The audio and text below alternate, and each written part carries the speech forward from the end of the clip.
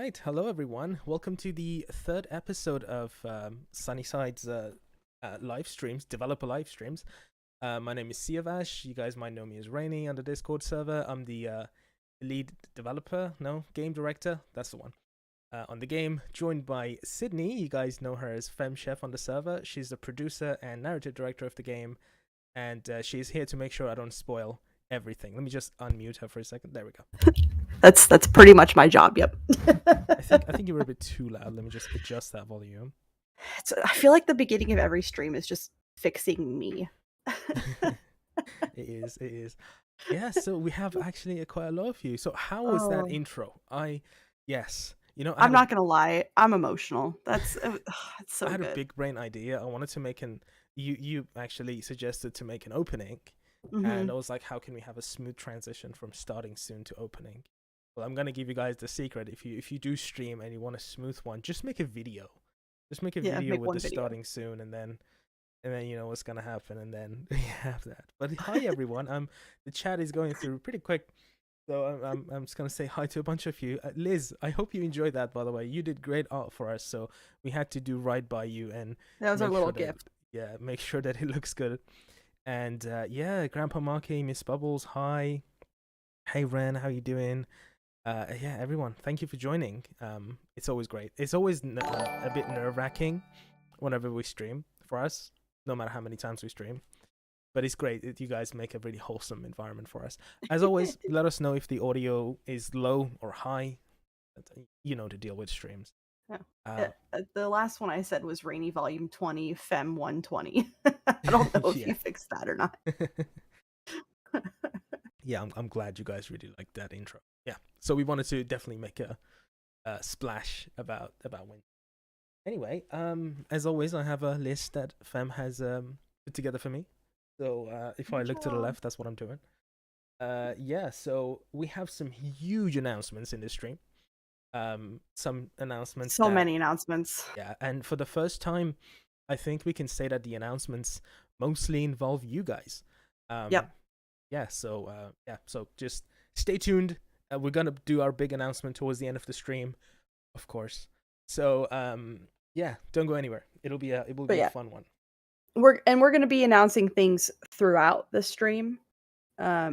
Just as they come up, there's gonna be announcements associated with things. So if you can stick around, it's going to go fast. We're going to try to stick to an hour, but it's probably going to end up going over. And I'm going to try to read the chat as much as I can, but it tends to move a little fast. So if I miss you, I'm sorry. But as with the last one, I am going to do Q&A during the stream and maybe a little bit at the end. So we put up the stream QA channel again in the Discord. It's near the top. So if you have a question and you feel like it's not going to get seen in chat, go ahead and post it there. I've got it up on a screen. I'll be looking at it occasionally to make sure that we answer questions and make sure that you guys are up to speed, understand everything and all that stuff. So. And I'm pretty sure that bump my volume. Oh, okay. And I'm pretty sure most of you guys are in our Discord server. But if you aren't, you can go down here, discord.g/Sunnyside. And we have a Twitter as well, Play Sunnyside. Easy and straightforward as that. And you can wishlist Sunnyside. I'm sure all of you have all, but if you wishlist it, it's otherwise why are you here? So the very first announcement is that we have you want to go? Should I say it? I kind of want to say it if you don't mind, just because absolutely. I feel like it's been what I've been doing for the last 3 months. Yeah, you deserve all the announcement credit. So big announcement, bit of a drum roll. We have signed a publisher. So big hype. We can't tell you guys who it is just yet because we want to do a collaborated announcement with them. But we are now fully funded.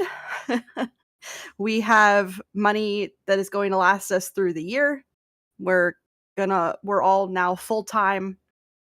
So everything is gonna start ramping up pretty hard for us, and we're really, really excited. So it was a lot of work, a lot of meetings and legal stuff and reading contracts and going back and forth, and you guys will never know how much went into essentially getting the monetary backing to make this game as good as possible. We actually had a few different offers over the last 5-6 months, but none of them were ever enough to really make the game to the caliber we wanted to make it for y'all.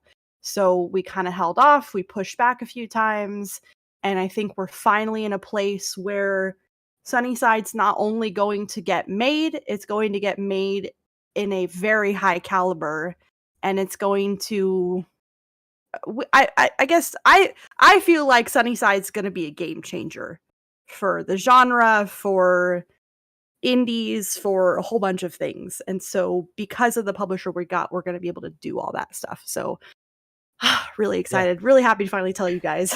And a huge thank you to each and every one of you, because one of the main reasons that we managed to get such a great deal that allows us to make Sunnyside the caliber it should be is the attention that you guys gave the game. I mean, the wishlist numbers have been really high. The community streams, numbers, the videos. I didn't realize, but Sunnyside's Discord is actually one of the higher, up and coming indie game Discords, thanks to you guys joining, and all those numbers, pushed the publisher to sign a deal with us. And I'm so excited because Sunnyside can finally get the marketing, the development push that it needs to get to where it deserves to be, in my opinion. And I'm sure everyone else on the dev team can agree. We are super excited. They obviously have plans on how do they want to announce it and all that. They have a whole marketing team and all that stuff. So we don't want to step on their toes. So yeah, for sure. They said it's okay to say we have a publisher, but that's as much as we can say. And I'm going to shut up now because I might do a goof. He might spoil something, so I'll kind of take over. What I can say is, when we do announce it, you might recognize some of the games in their catalog. So it's not a little known publisher. They've got a bit of a reputation as an indie. They've been in the business We're excited about that for a while. Time. Yeah. It also means that release dates are going to change a little bit. So now that we have a publisher backer, we can actually set things a little more firmly. So I can tell you guys a few cool developments to happen from that. One of them is cool for us, probably not so great for you guys, but we are pushing things back a little bit. We're now aiming for a November release, because we want all the time as possible to do all the cool stuff that we want to do. On top of that, though, we're also aiming for a simultaneous Switch and PC release. So that's something that we've agreed to. So this means that all of you guys who are out for the Switch, the Switch release of the game, hopefully you won't have to wait. I can say this, it is not Creativo.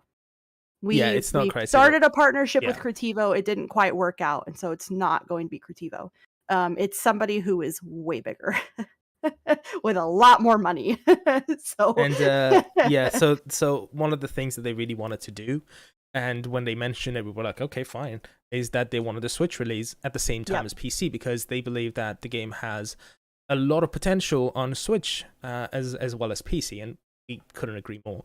So we're actually going to be receiving a dev kit very soon to start the development on that. And they also want to push for physical. I mean, they're not going to push for it. It's in our contract. No, they're going to release physical. Huge. They're going to release the game physically for Switch. So look forward to that. Go pre-order when it comes out, because it's probably going to sold out. Yep. But I cannot wait for the day that I go to a store and I pick up Sunnyside.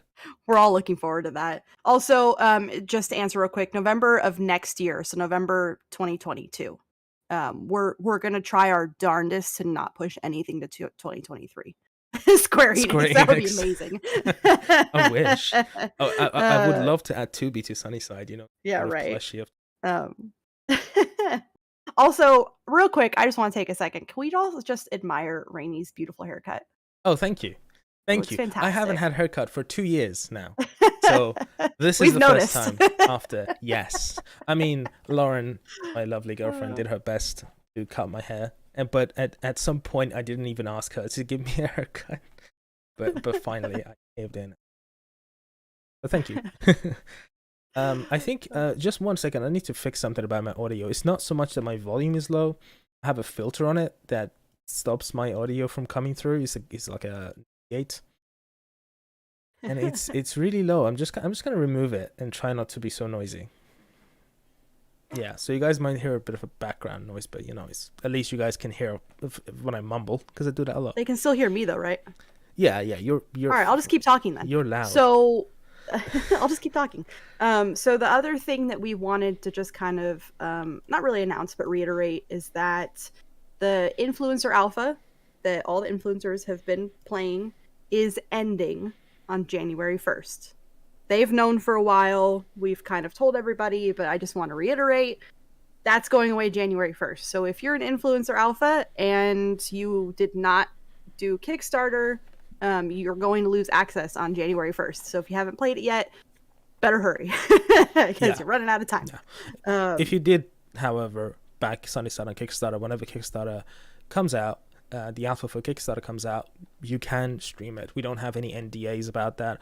So yeah, actually, even if you're not a streamer, just feel free to share. We encourage you to share stuff about Sunnyside everywhere. And we have actually decided to release the keys for not the playtest version of the game, but the main version of the game on Steam. So this means that you guys can access the community tab. You guys can share screenshots over there. You can ask questions over there. You can do all sorts of stuff with the community tab on Steam, and it'll just be easier to handle things, because the playtest version of a game on Steam is separate from the main version, and it causes confusion. And also, if you guys do a lot of community stuff during the early phases of the game, it'll just get erased when the game gets released, and we don't want that. So that's another thing to keep in mind. Just a little tiny tangent. All right, announcement 2, go for it. Yeah, so... Actually, announcement 3. Well, kind of. Anyway, so so the other one is we always like to announce when we've added new people to the team. So if you're in the Discord, you've seen this already, but we just kind of want to announce it on stream because it's what we've done for everybody else. So if you guys have been watching the influencers make videos and stuff, you've probably seen Tater. He was making videos and just doing such an incredible job of pointing out breaking the game and breaking the economy and searching for things and really understanding what was causing issues and how it could be fixed. And Rainy and I just kind of essentially metaphorically looked at each other and went, we need to hire this guy. Yeah. So he is now officially on our QA team. He is now a paid member of the team because we have a publisher. Woo! So just, if you guys see him around talking like he knows what he's talking about, it's because he does. He does have the information. So thanks for joining us. I can't tell you how excited we are to have you. It has made having a designated QA person has made everything just so much easier. Especially since I don't have to QA the game. It's great. So yeah, QA and I'm just gonna say QAs in general in the gaming industry have always been they've been underrated. They've been mistreated by so many big studios, and we want to make sure we do our QA, we treat our QA well, because it's honestly such a what's the word, priceless resource. I guess invaluable, that's the word, resource. Absolutely invaluable. For us. And I mean, you guys can see what happens when you don't do well for your QA. So many buggy games are coming out, AAAs I'm talking about. So we don't want the same thing to happen. And, again, Tater has been doing a fantastic job with one thing about QA that is important. You might think he's just playing the game and trying to break it. But what Tater does is that he puts the evidence together of how it happened. He put together the data of what he thinks it might be causing it. Even go as far as putting spreadsheets together of like how economy works and how broken it could be. So it's fantastic, and it's super helpful, and he's always available no matter the time of the day to QA, and that's super helpful because we're all over the world. So, and also just do the stuff that's so time consuming, like actually tracking how long every single crop takes to grow in game, like compared to what we programmed it to do. Like that has been so invaluable. So sorry, we will sit here and just sing praises all day long. So show him love. QA is completely I guess just underappreciated in the industry, and we want to show our QA as much love as possible. So thank you. All right, so on to the next. This is the official announcement too. This is the big one. So I'm also gonna say listen. before you do that, just okay, hello to the first time chatters. Oh and, welcome. Welcome. Yeah, thank you for joining us. It's great to have all of you here. Go ahead. Oh, announcement two, big one. Yeah. Everybody's got to pay attention to this one. This is a huge one. We are closing backer kit pre-orders on January 1st. That's 2 weeks from now, I believe, Sunday-ish, Saturday. Pretty much. So if you have not pre-ordered and you want to pre-order, go pre-order.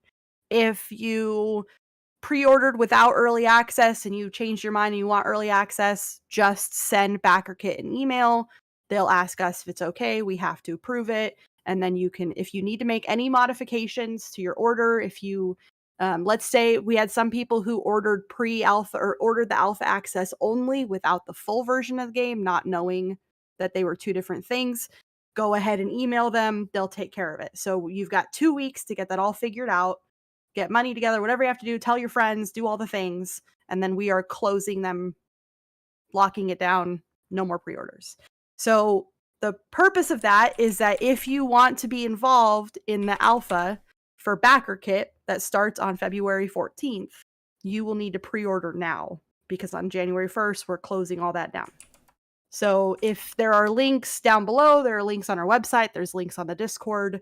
You shouldn't have too much trouble finding it. You are going to have to look a little bit. But go do it now. Today, tomorrow, the next day, whatever. You've got 2 weeks. That's it. That's the announcement. Yeah, while you were saying that, I made Tater a mod on the channel because Minifox mentioned that he doesn't have his wrench. You should have your wrench now. I'm not sure how quickly YouTube updates the mod list. It's usually pretty quick. Should be. Reading a little bit. By the way, 2023 is only 2 months later than your target release, so it's not that big of a deal. Yeah, I know, but we still don't want to do it. So, yeah, unfortunately, it has to be with credit card. That's just how BackerKit operates. If we were to do, I can't tell you, it's insanely expensive to do PayPal, and we end up not really getting the money. Which is great for you guys, sucks for us. So, well, honestly, as great it is to get pre-orders, we couldn't wait to be able to close that. And one of the main reasons that we had to keep it open for so long was the discussions we had with the publishers, and we wanted to make sure that we secured funding for the game before we could do that. And thankfully now that allows us to do that, and we're so happy that we can close it. Yeah. So so that, you know, it I don't know why, in my opinion, it's a bit scummy when you have BackerKit running for so long, sometimes up to the release. Yeah, I agree. So we wanted to close it as quick as possible so that, you know, people who order on BackerKit actually feel special about it. So now, hopefully that should be happening. Speaking of feeling special, if you guys noticed in the last few days, we consolidated in the Discord, we consolidated all of the Kickstarter backers into kind of one role. You're still a little individualized, but you're grouped together now. And then now BackerKit has a role as well. So you guys have your beautiful gold. If you do pre-order the next 2 weeks, make sure you send me a message with your proof of purchase. Let me know that you are a BackerKit backer, and we'll make sure you guys get your roles. You can also, honestly, you can send it to a mod too. You don't have to send it to me. The only reason I didn't have it go to the mods the first round is because I didn't want to flood their inboxes randomly. That was a harrowing experience. Yeah. What am I gonna do at the end of my days? That really is the last thing I do every night before I shut off my computers. I charge BackerKit. All right, so we're gonna take a break from announcements. More are coming. More important ones are coming, actually. Even more important, surprisingly. Maybe not as important as the publisher one, but you know. They're pretty important. Pretty important, just as important. So yeah, we're gonna go and show you guys some characters. So we have finally finished the full cast, and some people got confused by that, myself included. What do we mean by finished? Yeah, go for it. Okay, so essentially, Kitty and I did this together. No, As far as like I don't filling mess around out with the hydration. character list. Sorry. Yes, hydration. Is that we basically have the main cast of Sunnyside, which is really all the romanceables plus Sako and Kazuki. And they're all going to have their own harmony quests. We still have more characters, but they're going to be side characters. So they're going to have less dialogue, no real quests or anything with them. You can still be friends with them. You'll still get the friendship and stuff, but you're not going to have the same friendship quests and all that stuff. So we do still have more characters to come. They're just not the main cast. The main cast is now completely conceptualized, ready to go, and we're super excited. I'm super excited about it. Just a quick reply to Miss Bubbles. Yeah, I've been following that close up, and that was some crazy drama. And yeah, I'm still following it just to see what happens. Anyway, so all right. we are going show to the first one. Yeah, we are going to go right into it. So let me just move. There we go. OBS goes over there, and then now we can full screen this, and we can go to window capture. There we go. Okay, so this is Ryozo. Take it away. So Ryozo, sorry, I'm like a little behind, so I'm still watching you struggle. Oh, right. So this is Ryozo. He runs the research center in Sunnyside. The research center is officially connected to the university in the city, but it's kind of been ignored for a really long time.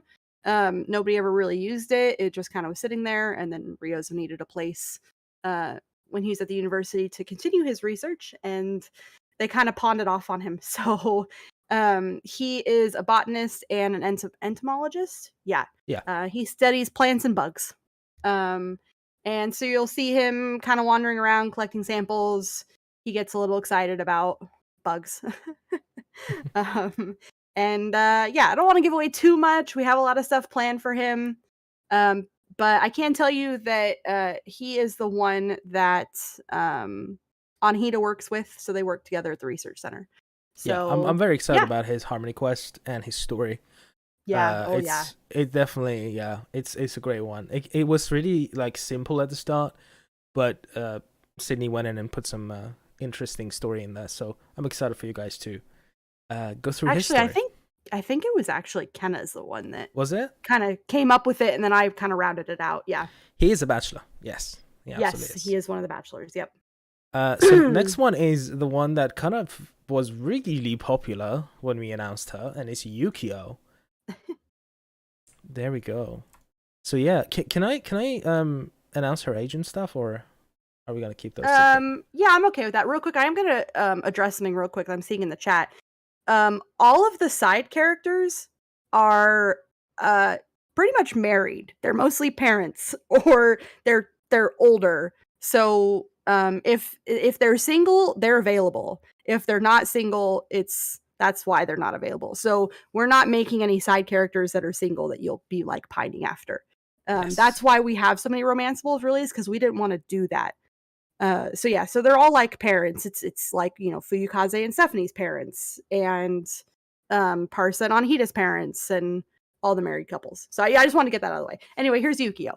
So yeah, Yukio is a bit of a surprise character, because this kind of character, you see her and you're like, okay, she's a just finished university or still going to university gamer girl that is just uwu and all that stuff. Nope. She is divorced. She's in her mid-30s, right? Yeah. And she works at the post office in Sunnyside.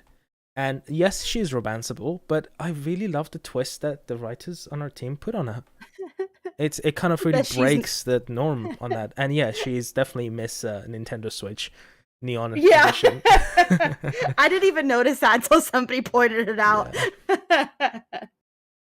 Okay. Yes, you can bring baskets of fruit to all the parents. That's fine. Yeah, give us all the insider info on Yukio. So Yukio is actually Kenna's character. This is the one that she conceptualized herself. So yay for Kenna. She's in her, I think, mid to late 30s. She is divorced. She moved to Sunnyside with her husband when they got together.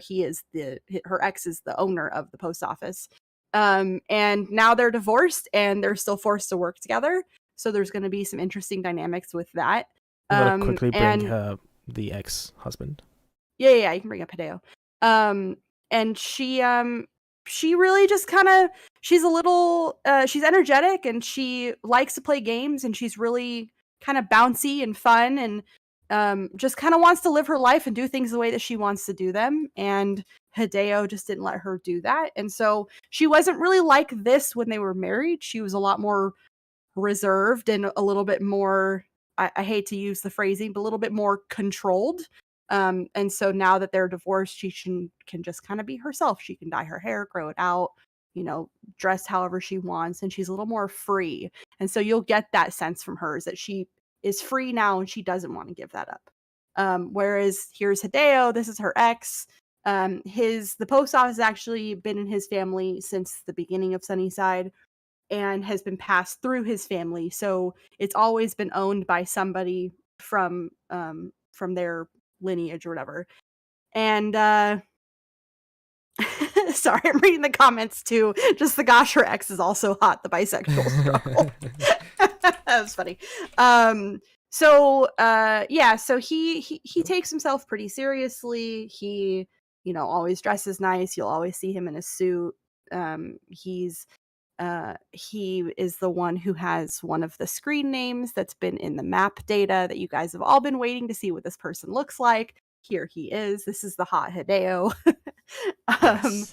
So now you've got a face to the name. And he's kind of one of those people that I feel like everybody knows one of these guys in their life.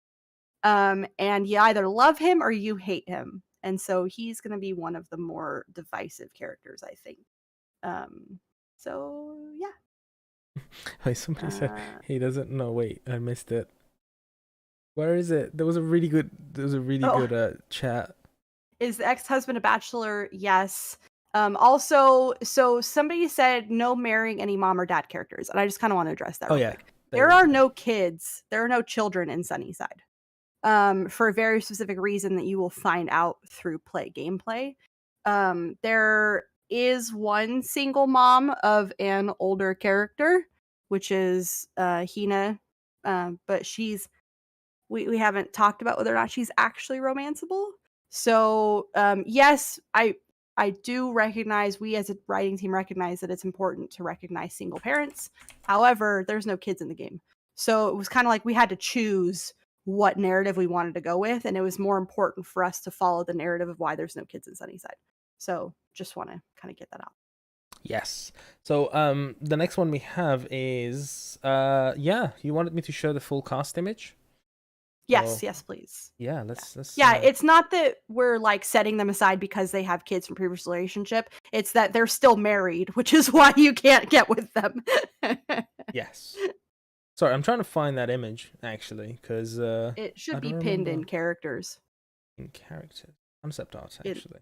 Yeah. Yes, it is. Is it pinned in there? You're absolutely right. No, not the finished one. It's in the characters. Not this one? The finished one.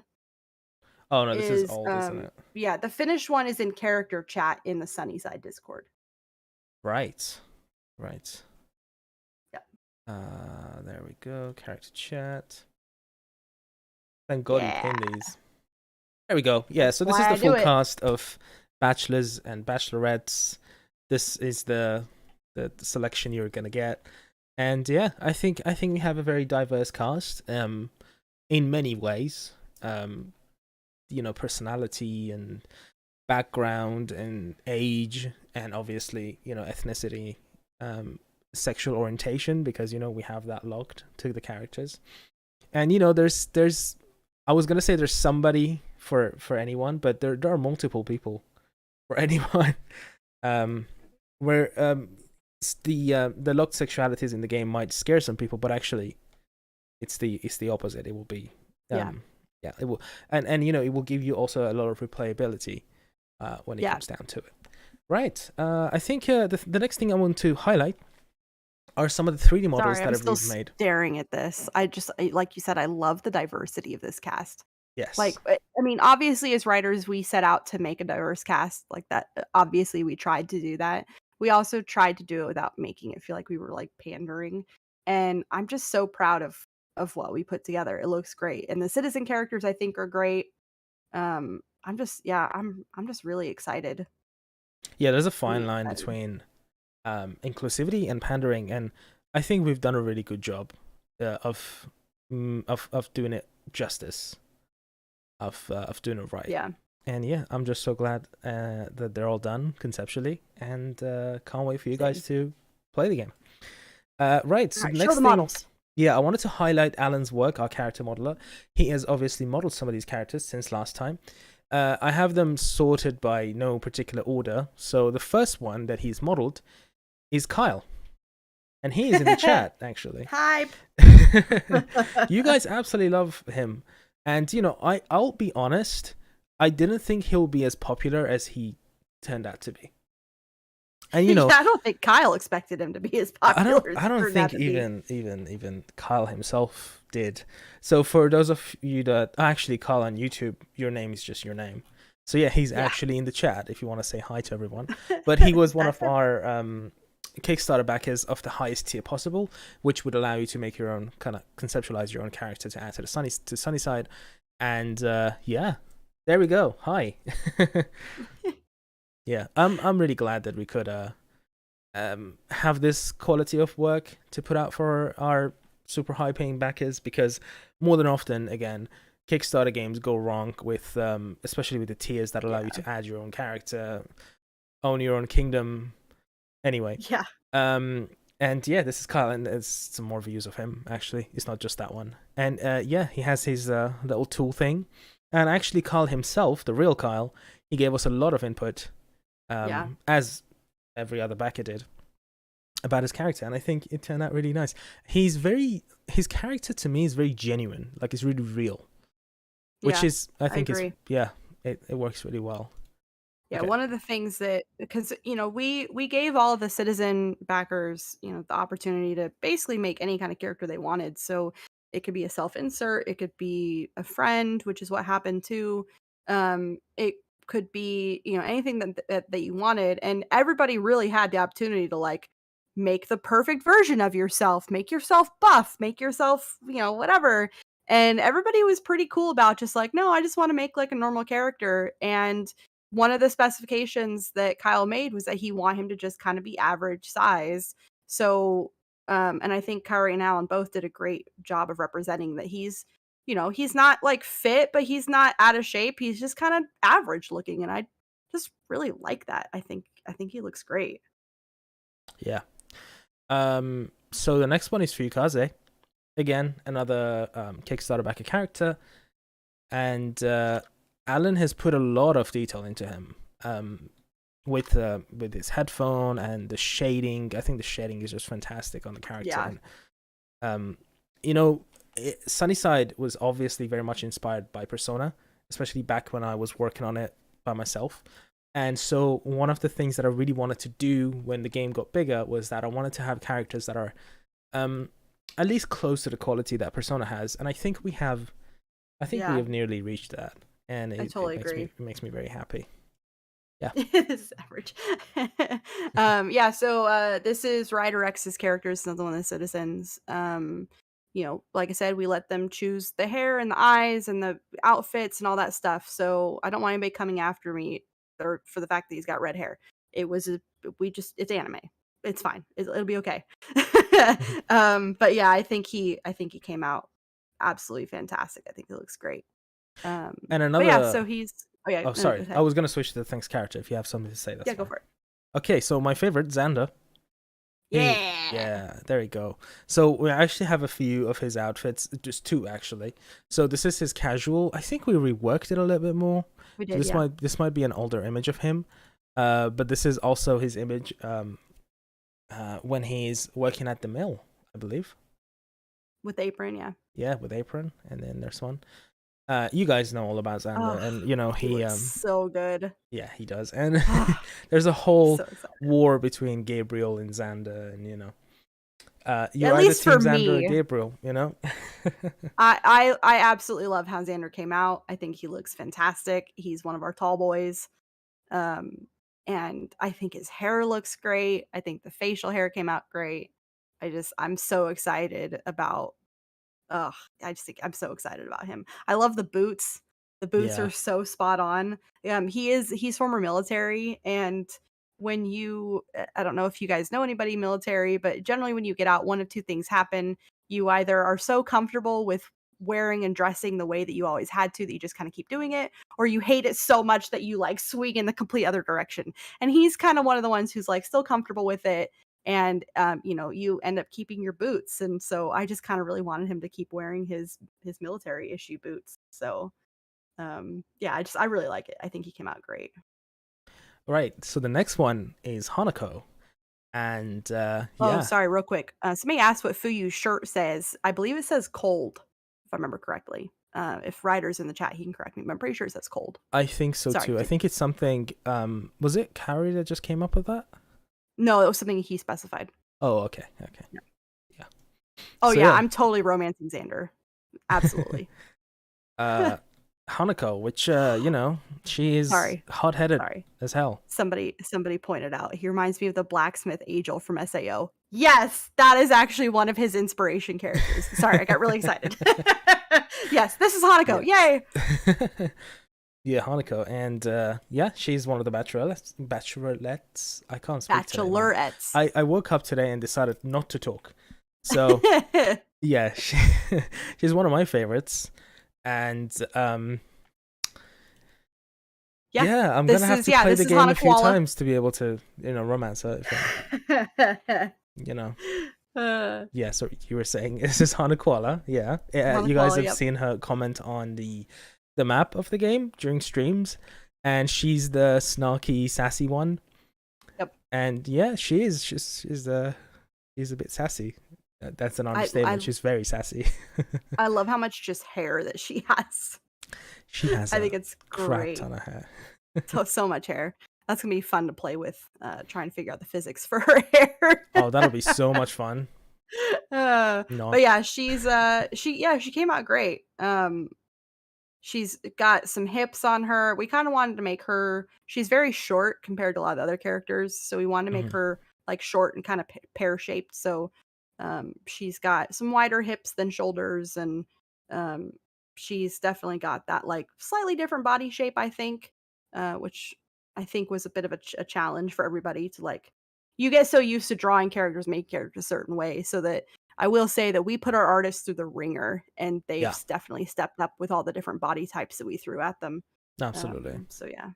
Okay, so the next one we have is Josh, and he is also another one of our backer characters. And yeah, I think the shading on him is the one that strikes me the most as looking really good. Yeah, it's fantastic. He's the one. He's also the guy got the combat boots. He does actually, yeah. He's the guy that runs the tavern or bar in Sunnyside. And yeah, he has a cane that he uses. Animating that is going to be fun, to say the least. But he has some really cool tattoos that Kaori came up with, if I remember correctly. And even the logo on the shirt. Oh, the logo's my favorite thing. Yeah.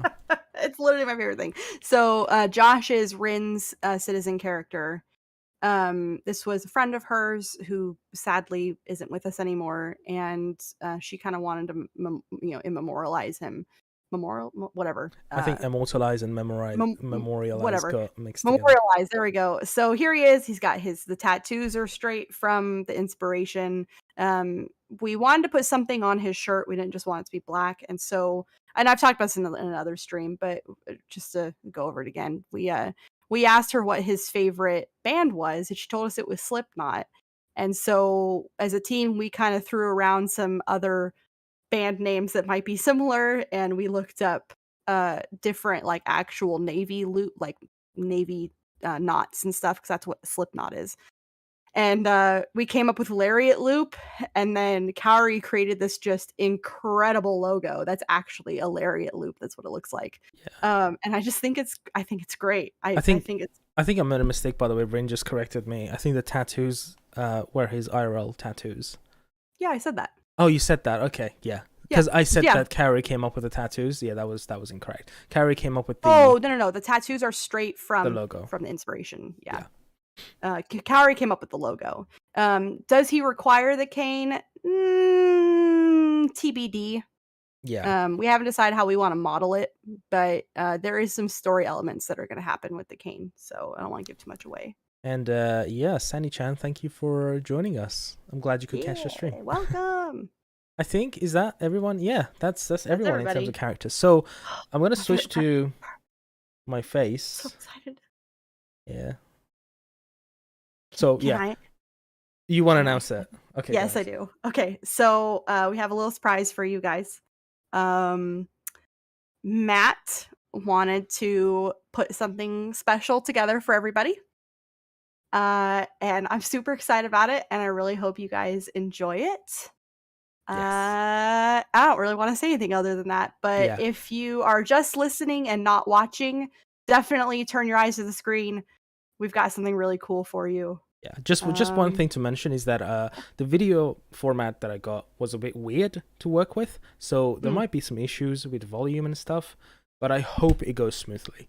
So without any further ado, enjoy. Okay.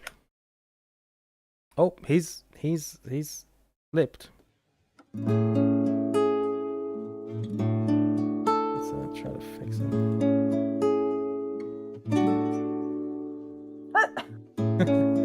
All right, hold on. Wait, we need to make sure he's not flipped. If you guys don't mind me doing this live, making sure that he isn't flipped. There's it's not a stream without goofs, huh? Why is he flipped? His video is normal. It's not a Sunnyside stream without some weird difficulties. I'll answer some questions while you're doing that. Somebody asked about when we're gonna have a Sunnyside shop. That's something that we're gonna be setting up with the publisher. So eventually, soon. Can't really say anything because we don't really know yet, but we are gonna work on that. So I think I have a solution. Is that instead of just playing the video from the source, I'm just gonna play it on here with the desktop audio. The only thing is you need to mute yourself, Sydney. That's fine. Okay, so we are not gonna do the transition. We're just gonna close this, and we're gonna go to window capture. And yeah, I'm gonna mute myself. You guys enjoy this.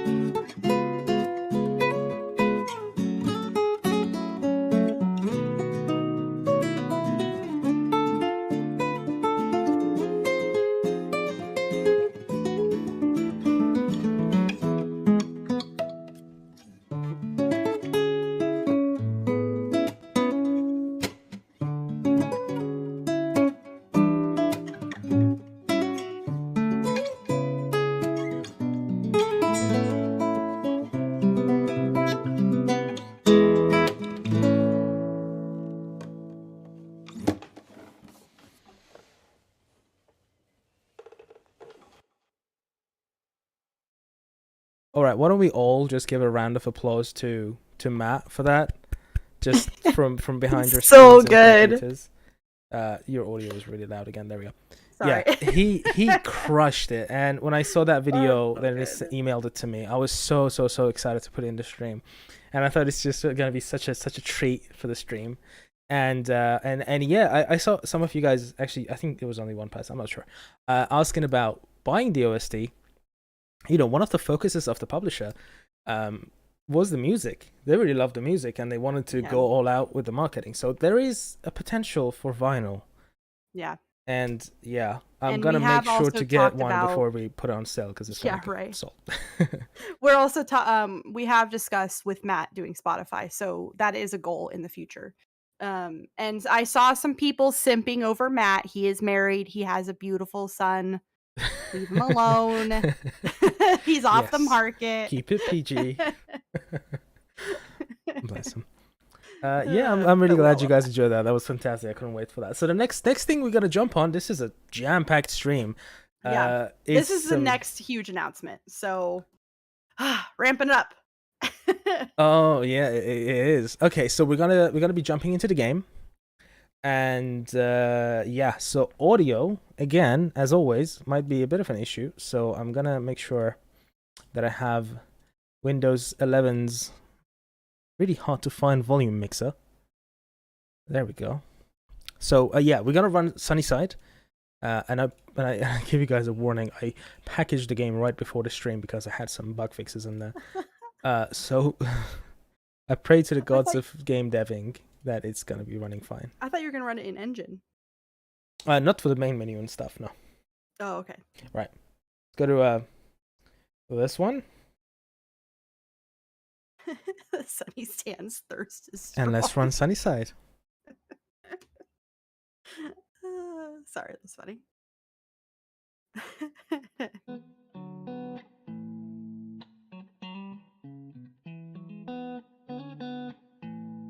I'm behind, so I'm not really sure where we're at here.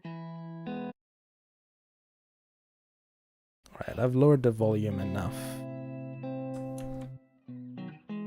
Why am I not in full screen? I don't know why I'm not in full screen. But yeah, it's snowing, as you guys can see. So yeah, the next big announcement is that Sunnyside, when it comes out to the Kickstarter backers, it is going to be snowy. Hold on, the volume is still very high. Let's just mute the game. Oh, I can't mute the game. Well, that's great. Let's just click out of it. There we go. So, there we go. So, when the Kickstarter version of the game comes out, the game is going to be snowy between 22nd to 27th of December. So, during that period, if you guys run the gameplay will not be affected. Everything will pretty much play out as it is spring, and you can play through summer. We'll talk about that later. But the visuals will be snowy, will be wintry. Yeah, if you want to add any more. So we do have a few little changes to the map, but we don't really want to tell you about them. So you're gonna have to go find them yourselves, and just go enjoy it. So you'll definitely, if you are a Kickstarter backer and you got Alpha, it's going to start on the 22nd, which we've kind of talked about already. And so from the 22nd, which is this Wednesday, until next Monday, there's gonna be basically, like Rainy said, just be like a snow overlay, along with some other stuff. So we're kind of doing like a temporary seasonal festivity for you guys, and then it's gonna go away on the 27th. So if you want to see an experience, make sure you load up the game during that time period. There's also, we now have a really cool feature on the main page.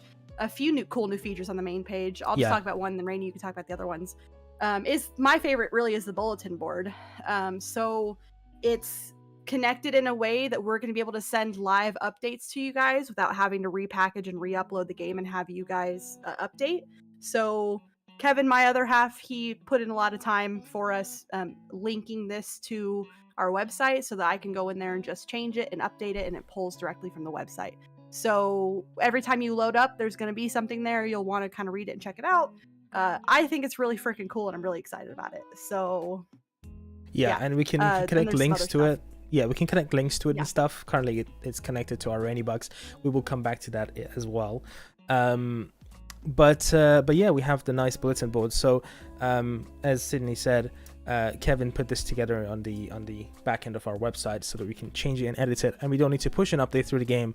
It just gets updated, and on the back end it's connected to Unreal to run easily for you guys. So another feature that we have added, because the Kickstarter is going out and we need to make sure that the game is accessible to as many people and has the default features that it need to have, is that now you can load your game from the main menu. So one of the problems from the Influencer Alpha was that we didn't have this load game. So if you had multiple characters, you would need to go in a game and then switch your character. You don't need to do that anymore. If you just click on load, you go to this phone, and then you can click on a save. Shout out to Malocat for giving me her save, and I've been using it to bug test since. So thank you for that. But yeah, you can. It will show you when was it when you last opened that save, or when was the last time you actually saved that. And then if you click on it, then you have multiple saves. Another feature that we've added recently is that the game now saves 3 days. So it always saves your last 3 days. So if you made a mistake, if something went wrong, you can go a day back, or you can always switch between them. Later down the line, we're going to be trying to add the feature to save at any time. I remember I promised it to people really easily. I was like, yeah, you can save at any time. But actually, when it comes down to it, it's a lot more complicated than that, especially because of how many NPC interactions and stuff we have. But we're going to be shooting to allow you guys to save at any time in the game. But if it's not possible, we're going to give you as much options daily. Yeah. But yeah, you can see every character's sort of save. Currently, each character only has one save because I was testing the delete feature. But trust me when I say you can go through to one character. And yeah, you can return. Another thing that we've added to the main menu, quite a small thing, but pretty important, I think, is the settings. So now you can adjust the settings from the main menu itself. You don't need to actually run the game. And every time you open the game for the first time, it will automatically detect your settings, and then after that it will save whatever you like it to save.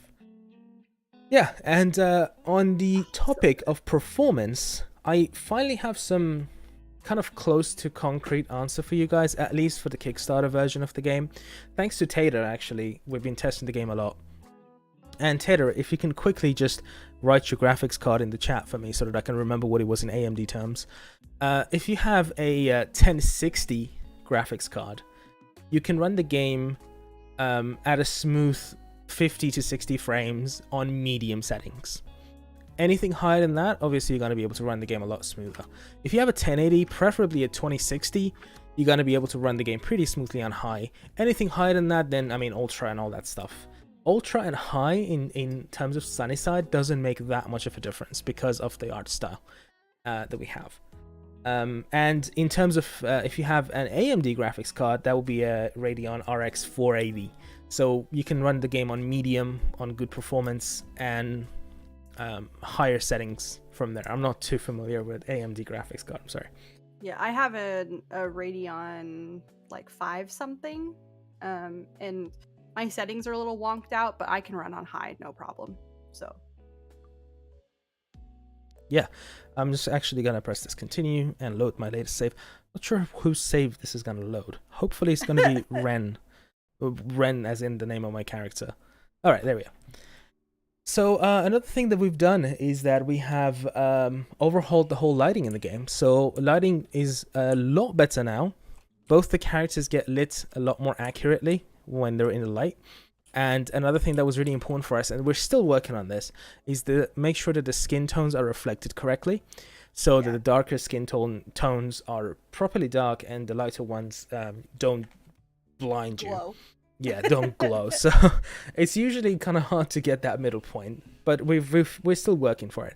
And we're going for this whole like anime kind of flat shading mechanic, but we decided to kind of move away a little bit from that and make it more 3D shaded, just so that the lighting works better. So if I'm like in the darkness, I'm actually darker than where I am out in the sun, and you can see how the light actually affects the character. And I think all of this was to make the character feel more like they're attached to the world.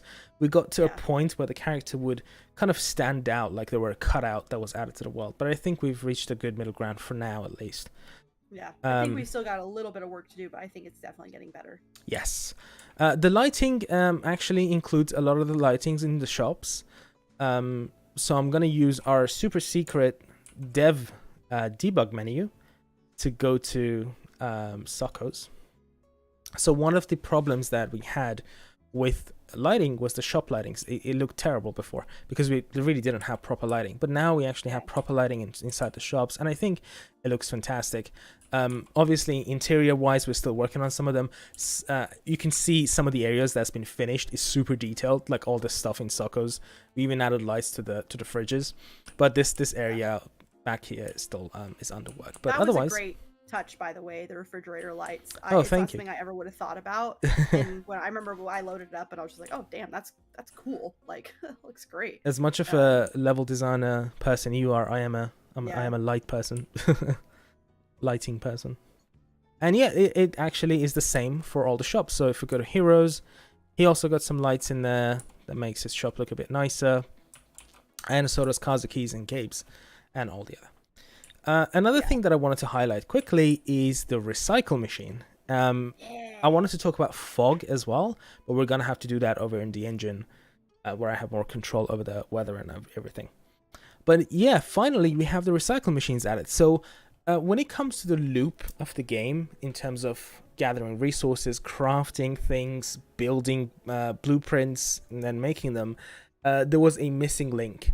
And that missing link is finally completed. We still have a few more things to make, like the 3D printer and all that stuff, but the main one was recycle machine. So if you remember, if you watch Tater's streams especially, if you go to the beach and you collect sand, you get recyclable plastic sometimes. There's a chance of you receiving recyclable plastic. Can't speak.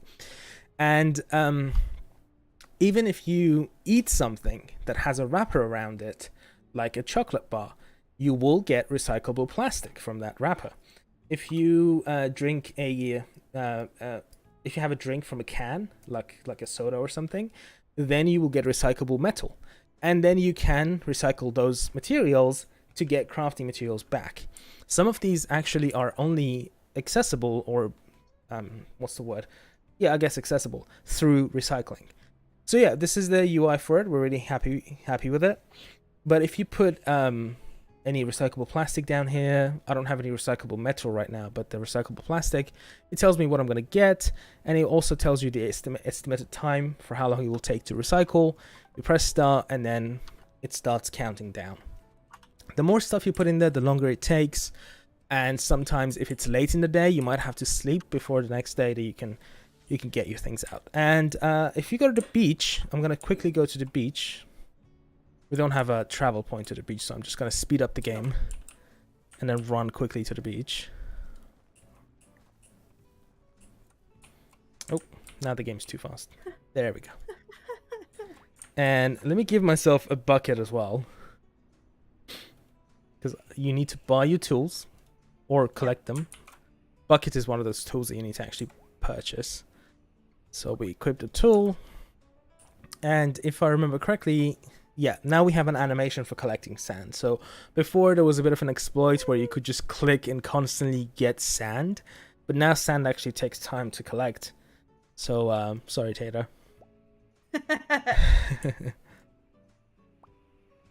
Gonna have to slow you down. And yeah, that's how it works. You're gonna be able to collect other stuff using the bucket, and I don't mean just water or milk. There are gonna be other stuff that you can collect, but I won't spoil anything for the game. Yeah, if we go back to the recycle machine, it should be done.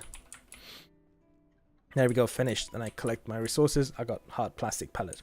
And just a quick touch to show you guys, we've added this update actually quite a while back, like a week ago, is that now whenever you get an item, it actually stacks the number of items that you receive instead of it all kind of rushing at you. So you see I just got 4 sticks and it says 4, and then it kind of adds up as you get more of it.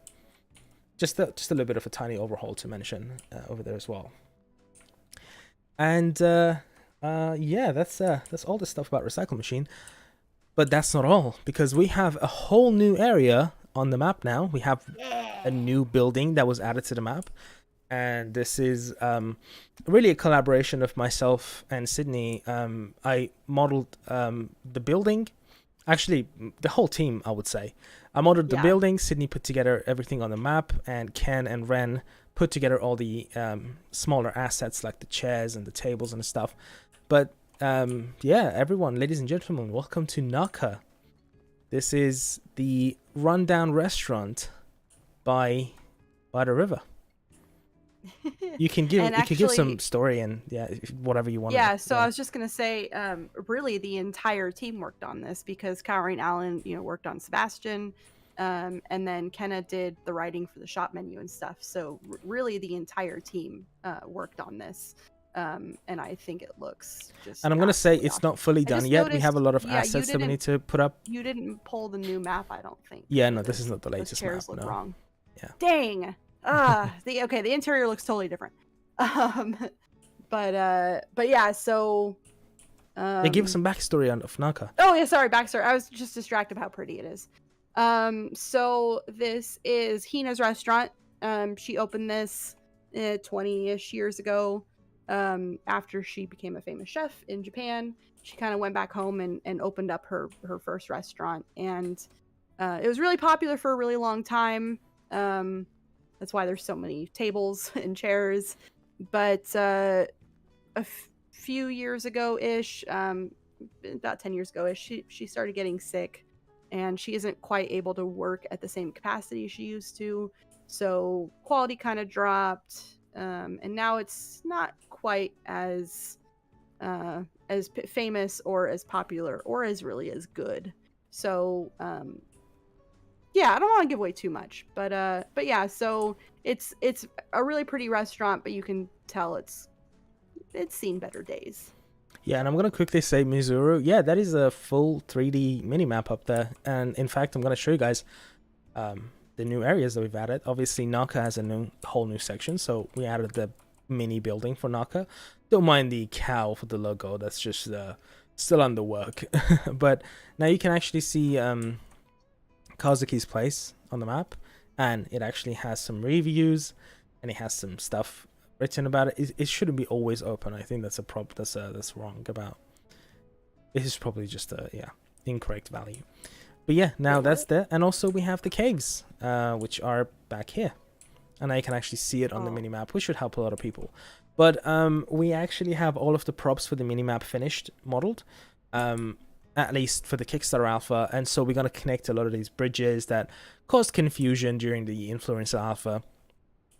And yeah, to make it actually, a bit more functional to see where to go. Oh, hi, Lucy. Oh, the minimap's so good.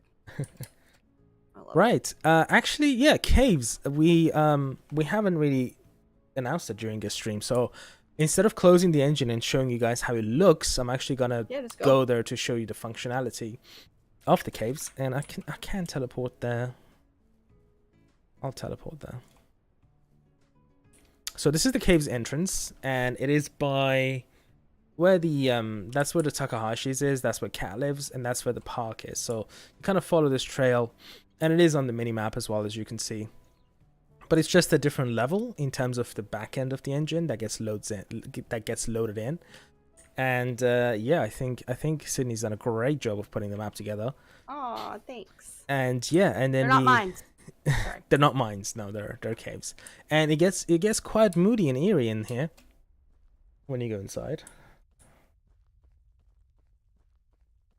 Yeah, we have some very intense lighting, that's for sure. Lolly stuff. And yeah, one of the reasons why we have caves is resource gathering. So you're gonna be able to get gemstones and stuff from here, or more materials and stuff. So you can see these veins kind of scattered around, and they kind of generate randomly every day. And the color of it kind of tells you the rarity of the stuff that you're gonna get. For now, the spawn rate is a bit broken. It's really generous, but we're kind of gonna keep it like that because it's just a bit more fun.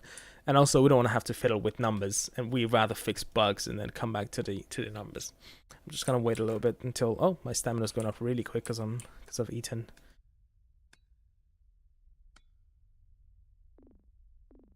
Come on, stamina. There we go. Yeah, you can see I got emerald. I got lots of iron nuggets from that too. And yeah, I'm just gonna go further down to show you guys some more of it.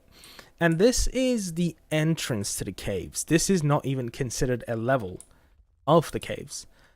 We have a good few levels of them. Let me just go back here. Yeah, we have, how many do we have, Sydney? Sorry, how many what? Oh, levels in the caves. Actual levels, I think there's 6 or 7. We're calling this one level 0. Yes. This is really not even a level. It's just the entrance to it. So at the end of this area, you can keep going down and further down. And you guys already heard the theme song to one of those. And again, I don't want to spoil too much, but the caves are going to play a really essential part in the story of Sunnyside, in the main storyline of Sunnyside. Yeah. Anything else you want to add about the caves, or should we switch to the engine? Not at the moment. I'm going to talk about them a little bit later. But yeah, no, just well, I guess there were a couple questions about monsters and stuff. I can kind of answer them. So go for it. I did see somebody mention, I remember one of the alpha influencers incorrectly mentioned that there would be no monsters in the caves. That's not true. There are no monsters in this level of the caves. So I just want to be clear about that. There will be things in the caves at some point, but there will never be anything on the level 0, because this is more like the entrance, and we want to like give you guys a little bit of a break before you just like start running into things. So it's like a grace period, if you will. So. Yeah. And the monsters and all that, obviously we have a battle system, and we're still working on that. Obviously we're going to talk about what we're going to be working on in the future towards the end of the stream. But the battles in Sunnyside are turn-based, and they're instance turn-based battles, and that's what you can expect from those monsters and what they would add to the game. Yeah. Not considering their story and plot stuff. I'm excited about filling them out. It's going to be great. Yeah, and yeah. I'm seeing a lot of questions. I'm probably not going to answer most of them. Why don't you go through some of the questions while I switch to the engine? Okay, well, if I was going to say, if I don't get to them, please do go post them in the Discord. It's just easier for me to track them in there without the scrolling. We're not going to tell you guys anything about the actual battle system because we still have to develop it, and we don't want to give anything away because it's going to give away some story stuff.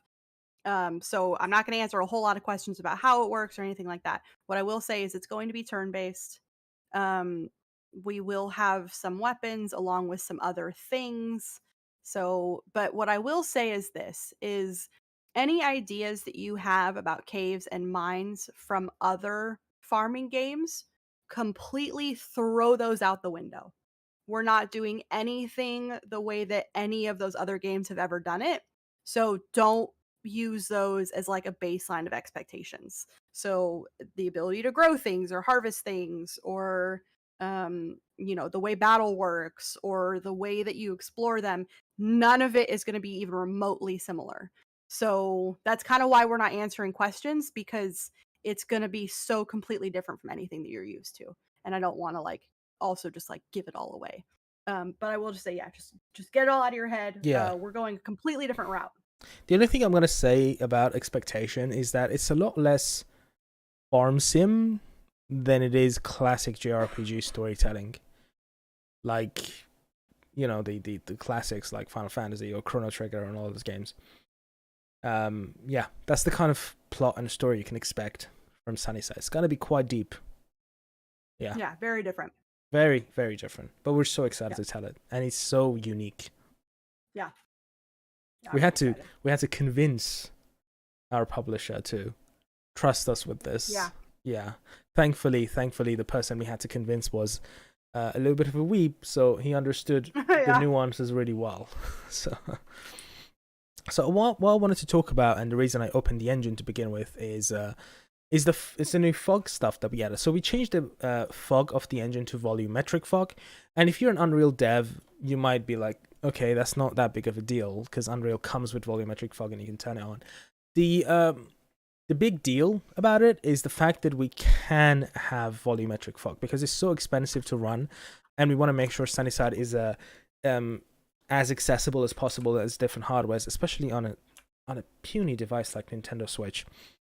Now, the way we managed to achieve this is that we have crushed down and compressed the textures a lot without any visual differences. So the game is running a lot smoother and nicer with even volumetric fog enabled. And you guys know we already use technologies like imposters. So those trees that you can see in the distance, none of those are actually trees. It's kind of like a glorified billboard that is like multi-dimensional. Yeah, all these optimizations allows us to have days that will look like this. So it's super foggy. Let me actually make it kind of night time. Yeah, so you get these lovely volumetric fogs. This is a super foggy day, and that's why you can see it. And you can see some water kind of forming on the ground as well because it's very humid.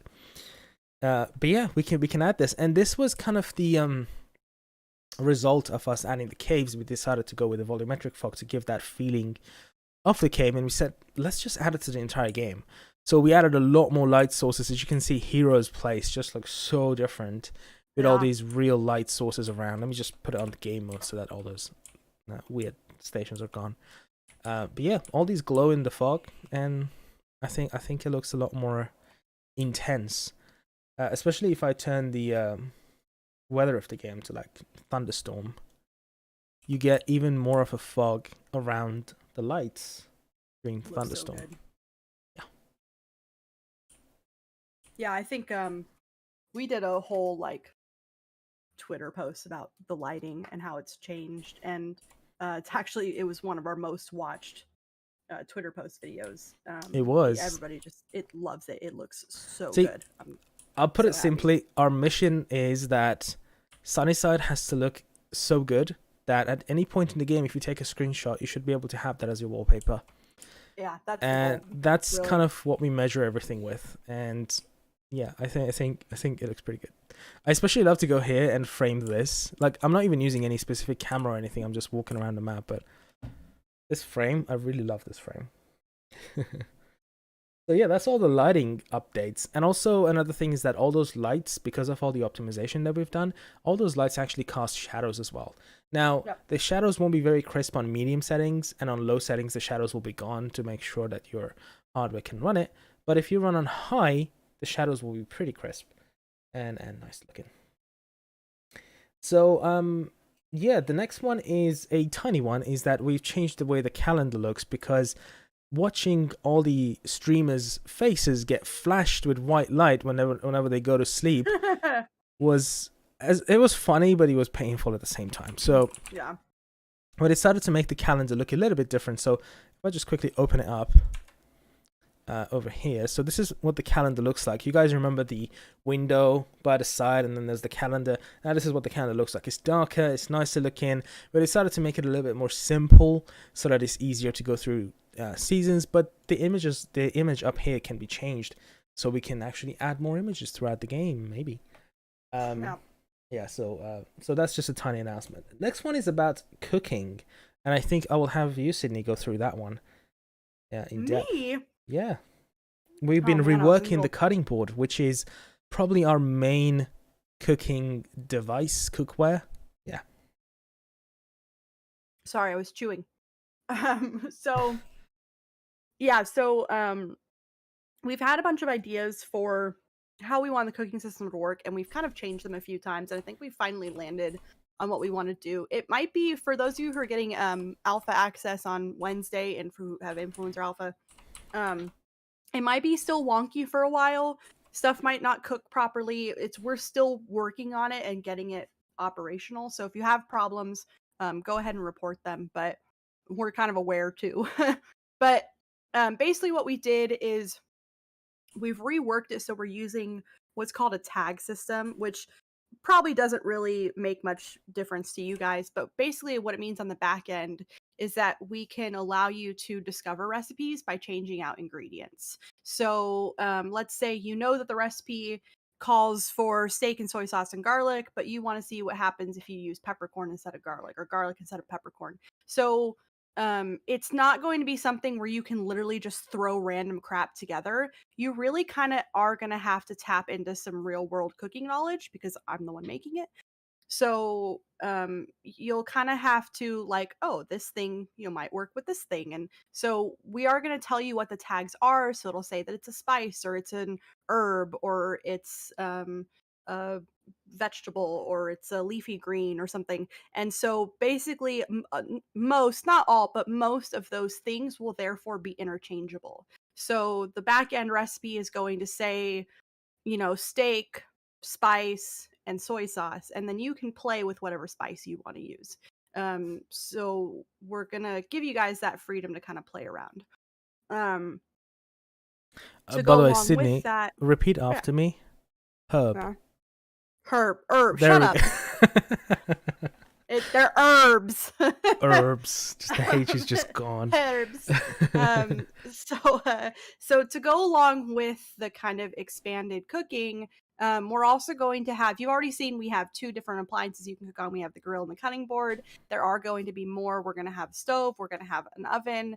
And then we're also going to expand your cookbook with things like mixers, rice makers, which Rainy's really excited about. Yes. I think we have food processor on there. I don't remember. Yeah. And so I'm just gonna kind of, while we're on this subject, basically, whenever you buy a new appliance, obviously it's just a new item that you place down. So if you want to have 10 rice makers and cook rice, 10 batches of rice at the same time, sure, go for it.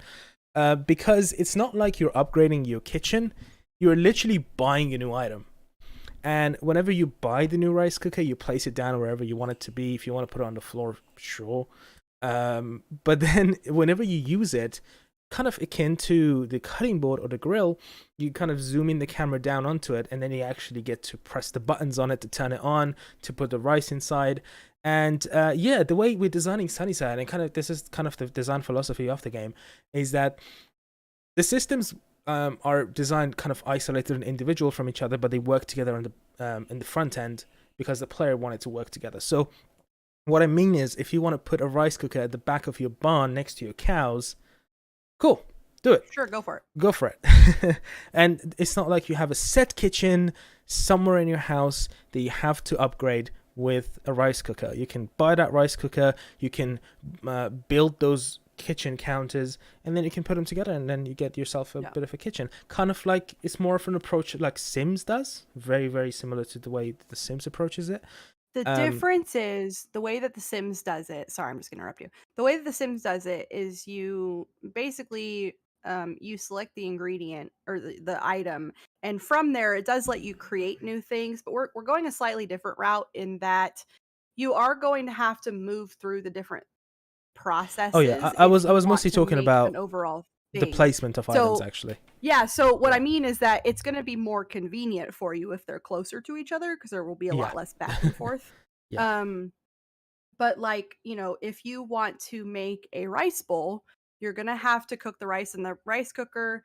And then, while that's cooking, you can then chop up the fish on your cutting board. And then when the rice is done, you put the rice in the cutting board. Now you've got the rice bowl. So you're going to have to do a little bit of moving around, but that is going to be for people who are interested in really exploring the cooking mechanic. If that's not your jam, if you're not into it, all you got to do is walk up to the thing, hit your pre-made recipes, you'll get the item, and you're good to go. So we're trying to make it so that you can explore it if you want to, or you can just, go through it quickly if that's kind of the route that you want to take.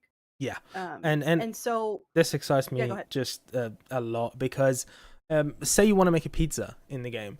You have to make the dough, and then you take that dough, then put it in the cutting board, and then put all the stuff on top of it. And then once you have a ready pizza, then you put that in the oven. It's like a 3-level process. Yep. But what it does allow you to do is that you can do things individually and separate it from each other. So if you want to make patches of dough and keep them for later in your fridge, you can do that. And as Sydney said, we realize that cooking is not for everyone. And while it's going to be kind of advanced in our game, we're not going to push it at you. There are going to be NPCs that will require you to learn cooking. But hey, think about the fact that if you had a crush on someone and they were really into cooking, you would have to dabble into that, right? So Yeah. Go ahead, Sydney. Continue. So, along with the expanded cooking, I also want to talk a little bit about food crafting. So we have two different mechanics that are going to involve food. There's cooking, which is cooking yourself things. And then there's the food crafting mechanic, where you're going to make things. So, kind of like cheese or tofu or soy sauce, we're going to have specific pieces of equipment that you put ingredients into, and then you can make lots of them and then sell them. So we kind of have a double thing. And that is mostly for your crops. That's kind of the again, in a gameplay loop sense, it is part of the gameplay loop of farming. So we are basically, you buy the seeds, or you gather the seeds somehow, you then get your crops out of them, and then this would be the next natural step. Like, you can roast your coffee beans and get coffee from them. I think, what else did we? Yeah, the cheese, basically, that would be another one, the cheese kettle. We have quite a few of them planned. Some of them I think are honestly kind of exciting, so I don't really want to give them away yet. Okay. But I will say one thing I'm absolutely 100% against, and we are not putting in this game, and I think it's disgusting. There are no mayonnaise machines. We're not doing it. It's weird. I don't like it. No mayonnaise machines. Okay. It's weird. Is mayonnaise just cookable item then on the cutting board? Yeah. Okay. How it should be. Yes. Maybe it's part of the mixer. You don't need mass-produced mayonnaise. It's so weird to me. But yeah, so you'll be able to make it in probably the food processor. Yeah. But yeah, so. Okay. Just one more thing I wanted to touch on. This is the last thing in engine, and then we're gonna be talking about some of these stuff outside of the engine, and we're going to get to that huge announcement, so don't go anywhere. But I realized that eating is difficult in this game, apparently. So now, whenever you eat, you don't have to wait for your bar to go up to be able to eat again. It kind of stacks. So I have 10 apples, and if you look at my food bar up there, if I continue clicking it, it kind of gets stacked up and stacked up and stacked up, and then it just fills up. So please eat so that your stamina warning doesn't come up all the time. That's all from that. We wanted to take a moment to highlight just the amazing work that our fans and family have been doing. So one of them, the first one, is RainyBugs. You guys might already be acquainted with it. If I just quickly open, RainyGames. You skipped something. Did I? You skipped announcement 4. Oh, yeah, okay, go for it. You gotta pull the engine back up. No, it's up, yeah. Okay, cool. So, silly Rainy. So this is something that myself, Ken, and Rainy too have been working really, really hard on, and something that you guys will get access to now when we go live on 22nd, is Summer is now in the game. So you will be able to continue past the last day of spring and into summer and grow some summer crops. We don't have a ton of them. I think we only have 5, mostly because we kind of realized that we had separated the farming system into like ground plots and tree plots. Yeah. And then we kind of realized that we need those tree plots as bigger plots to grow larger crops like watermelon or wheat. So we have to rework it a little bit. It's going to take some recoding. So there are some plants that didn't quite make it into the game, like watermelons. But we've got corn, we've got tomatoes, we've got peppers, cucumbers, and I feel like there's another one. Can I actually see some of them over there? Oh, and onions. Onions are in there too now. Yeah, shout out to Ken for modeling these. They look fantastic. Such an incredible job. They look amazing. They're all like realistic heights when they're fully grown. So, you'll have giant cucumber trellises and giant tomatoes. And so if you know anything about, like we've said before, we're trying to get as close to realism for the gardening and farming system as possible. So we want you guys to kind of experience like running through a hedge of cucumbers, because in real life, when you grow cucumbers, they get enormous. and you can walk through like trellises and stuff. And so we want you guys to experience that. So yes, we will have. So yeah, so right now we have ground plants and tree plants. We also have 3 more categories that we are going to implement in the future. We're going to have herbs, we're going to have flowers, and we're going to have teas, along with the ground plants, ground crops, and trees. So you're going to have, we keep getting asked about flowers. Yes, there will be flowers. We just haven't gotten there yet. Because every time we do a plant, we have to model all the different growth stages. We have to model it with and without the plant that you harvest off of it. We have to code it and program it, put the stages in, gets put in the engine, the shops. There's a lot that goes into just adding one plant. It's not like just a drag and drop. So that's why we're kind of doing it slowly. But yeah. So it might be still a little bit wonky. As far as like harvesting regrow, we're still fleshing all of it out because there's a lot of math happening in the engine. But we're gonna keep hammering away at. But you will have summer. And what you'll also notice too is we did things as per usual, a little different than other farming games.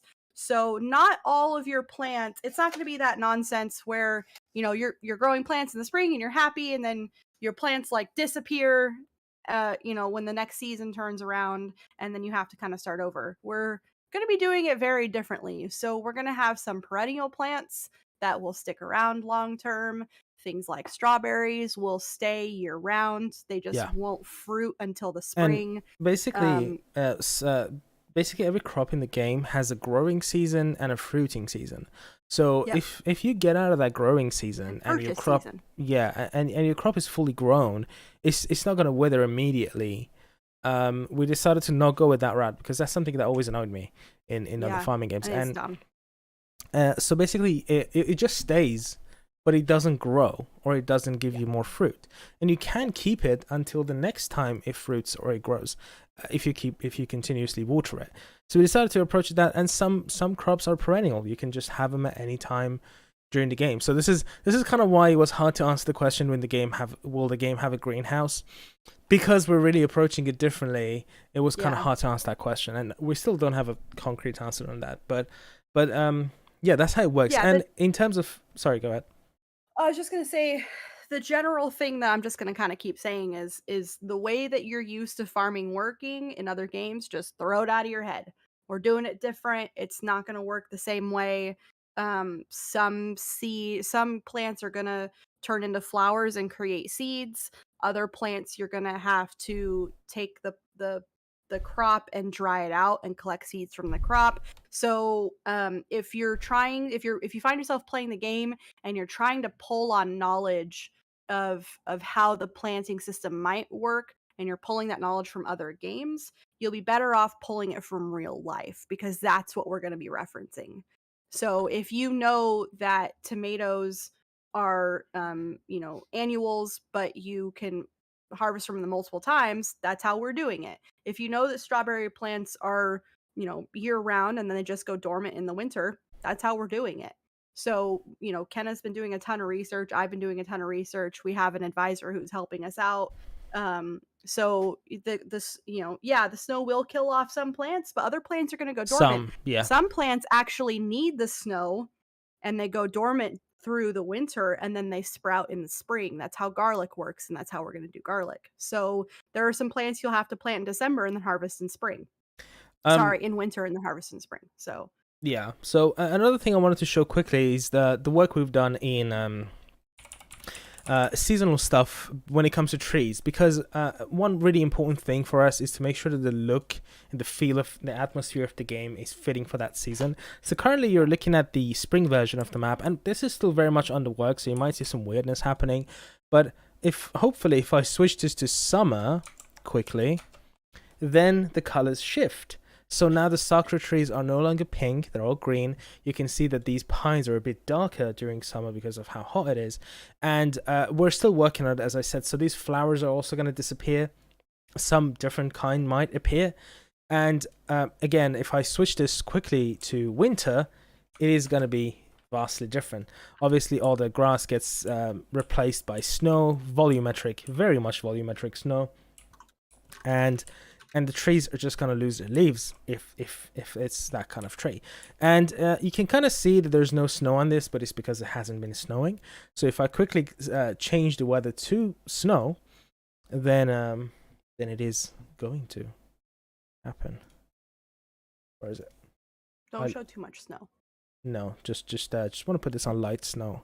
You can see some snow kind of starting to form on the tree. And then if it's snowing, there we go. And you can actually see again, it's volumetric. It's actually going up. I think I can actually change the level of snow. And it should change. Snow, where are you? I lost my snow. There we go. Snow coverage. There we go. So that's how it works. And this happens slowly throughout the day as it snows. And this is something I'm super proud of. And it's not just and the the snow volumetric was all stuff, you, right? That wasn't in. Well, the yeah, weather. yeah, the volumetric stuff, yeah, it's all us, yeah. Awesome. There you go. So, right, and that is everything for the engine now, right? We've covered everything. Great, great stuff. Mostly, yeah. It was mostly just we wanted to announce that you now get summer, so you now have 2 seasons. Yes. Let's just quickly switch it back to spring. Nice. All right, so we got some small announcements. Well, and then we got some giant announcements. Yeah. So shout out to Kevin, who is Sydney's other half, for making RainyGames from scratch.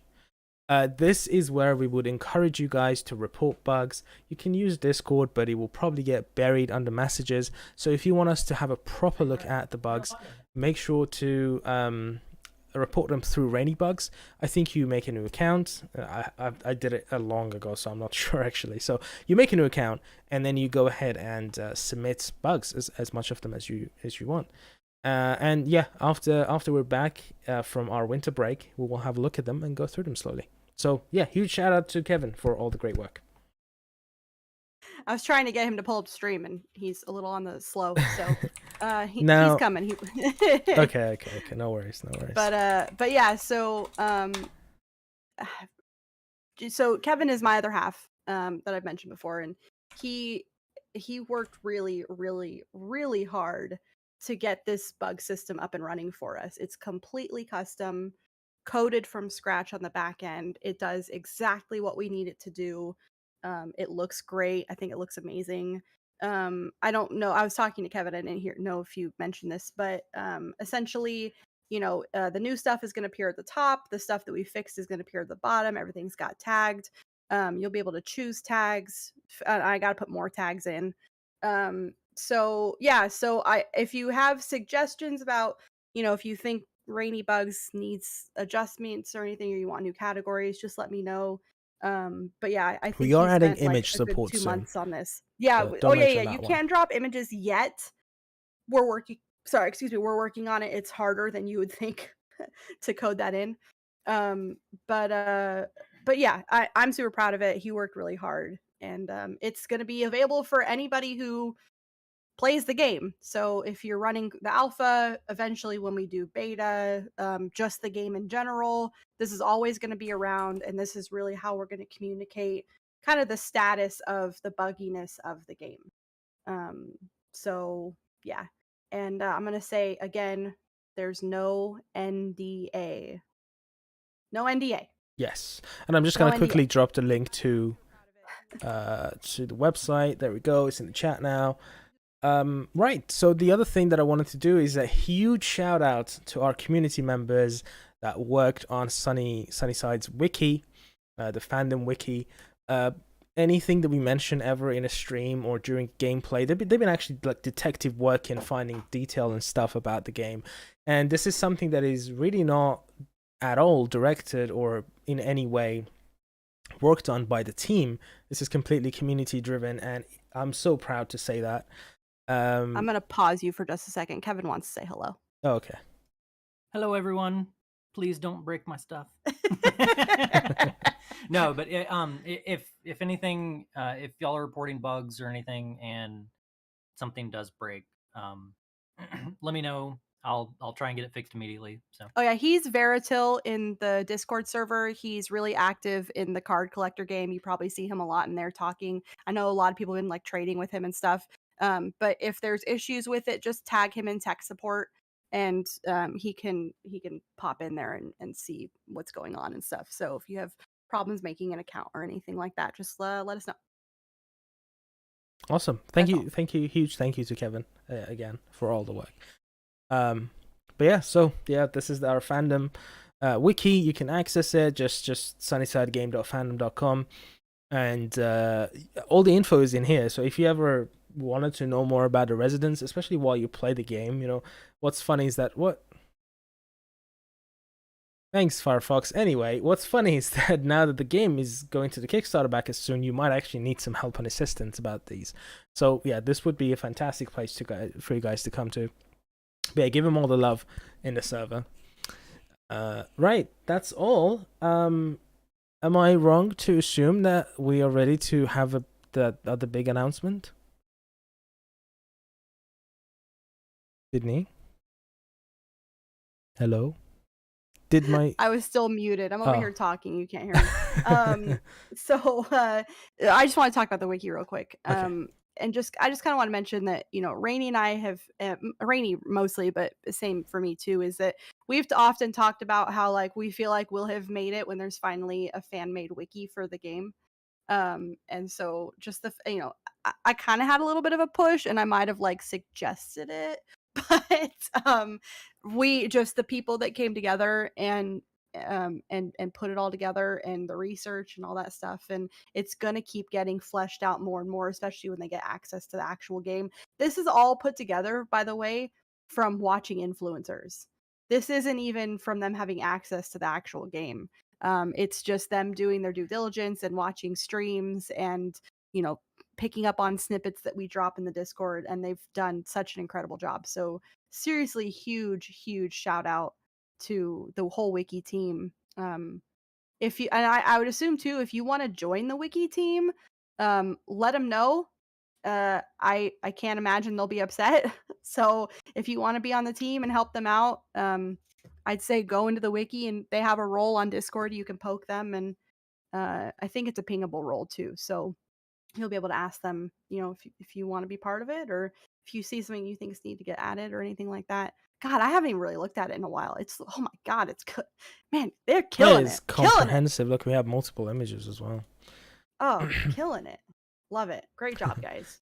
Okay. But yeah, so yeah, I'll let you do this one. I know you're proud of it. Should I go for it? Right, cool. Yeah.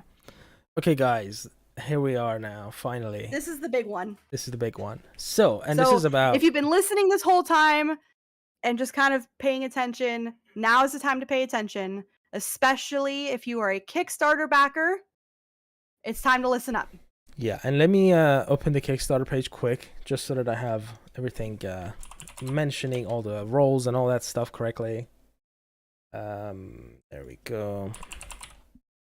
There we go. Okay, so as you guys know, when our Kickstarter was going up, and if you guys could like stop pre-ordering Sunnyside for a second so my phone could stop buzzing, that'd be great.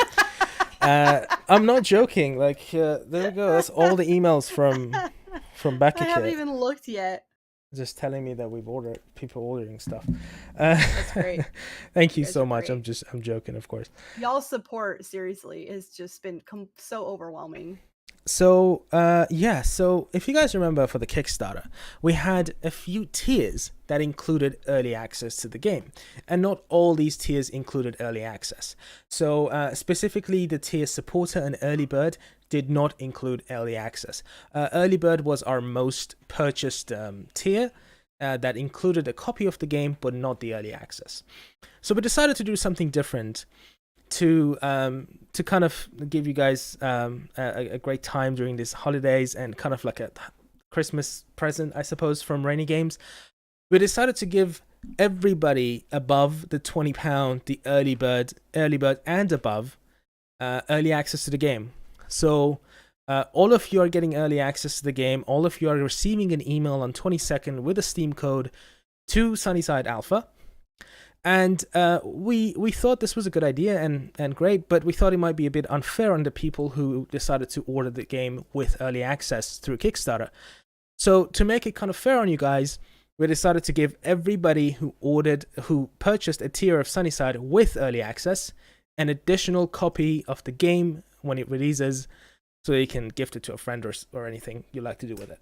So everybody on the tier early bird and above will get early access to the game on the 22nd, and all of you guys who had early access on Kickstarter are also going to receive an additional game key on Steam.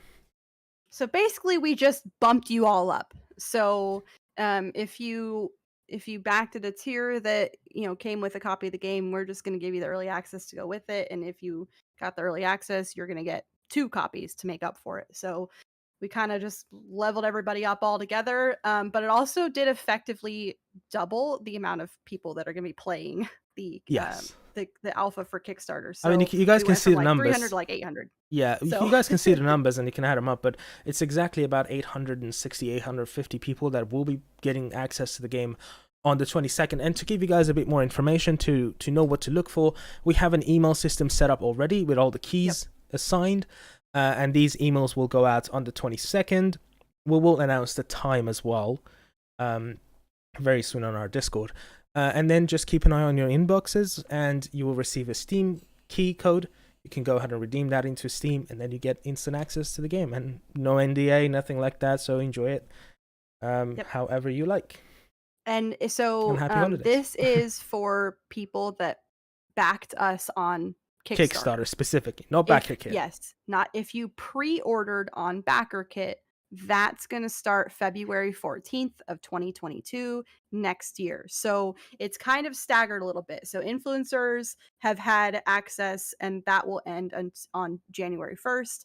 Kickstarter is starting on December 22nd, and that's going to run all the way through the BackerKit Alpha. So they're getting their access now, and then BackerKit will get access in February, and then it's all going to end at the same time. And then we're going to essentially go dark for the remainder of development so that we don't have to keep updating the game.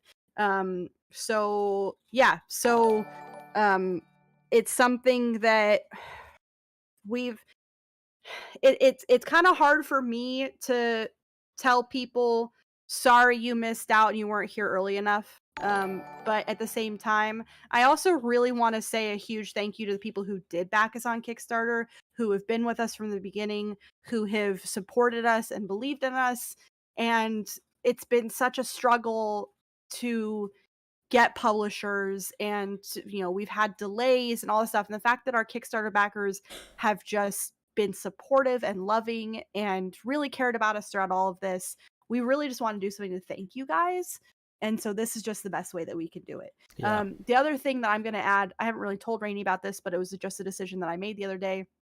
All of the Kickstarter backers also are getting essentially desktop background like packs. That was like from the base level onward, I think. But we're not going to just do one. We're probably going to keep throwing them at you. So anytime that we come up with, we kind of sent some to our influencer alphas as a thank you. We're going to send those to you guys too. We're going to keep making them. They're fun. They're easy. They're free for us to do. There's no reason for us to just not keep throwing them at you guys. So you might randomly get emails that are just like a pack of wallpapers for your desktop, because the game is beautiful and we don't see any reason that we can't share our awesome, super high definition photos with you guys. So Hal brings up a very good question. The additional game copy is going to be a release only copy and not an alpha copy. Yeah. Yes. Right. I'm just going to have a sappy little bit here, if that's fine. Yeah, again, thank you guys so much. It is incredible that Sunnyside got funded through Kickstarter. I mentioned this countless times during streams, and to the team members, they're probably tired of hearing it by now, but I was months behind with my rent, literally getting emails from my landlord that I'm gonna take you to court, and I had to convince them through the end of the Kickstarter that, hey guys, this is real, trust me, I'll pay my overdue rent as soon as this goes through. And you know, through these months of just stress of not having any venue other than game development, I was stressed as hell. But I just kept my head down and I worked on Sunnyside, and it was such a different game back then. Such a different game, super small in scope compared to what we have now. But just the fact that you guys believed in the scope, believed in the idea, it was huge to me. And I have to say, I'm not exaggerating when I say that it all changed my life. So you all Kickstarter backers, you guys changed my life. One of the Kickstarter backers is Sydney herself, and she has been, true, yeah. yeah, her involvement in changing my life has been huge. And I'm just so grateful for the team, for each and every one of you, for supporting Sunnyside through what has been almost a year of just this amount of publicity on the game. So thank you so much from just the bottom of my heart. And this was a note just from me myself that I wanted to put out there. So yeah, thank you guys. Sappy note over. I'm not crying. You're crying. Right. What is okay, we're gonna talk about what we're going to be doing in the future. Yeah. So this one is exciting. You go ahead for it. The first one. Actually I'm gonna talk about announcement number 6 too, just because I want to be clear. I've kind of mentioned, but I just want to kind of reiterate, we've been working really hard. The whole team really needs a break.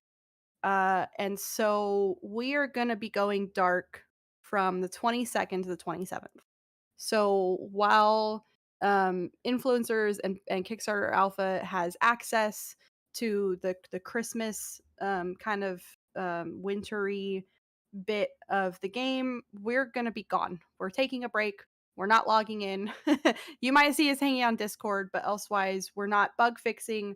We're not looking at rainy bugs. We're not doing anything.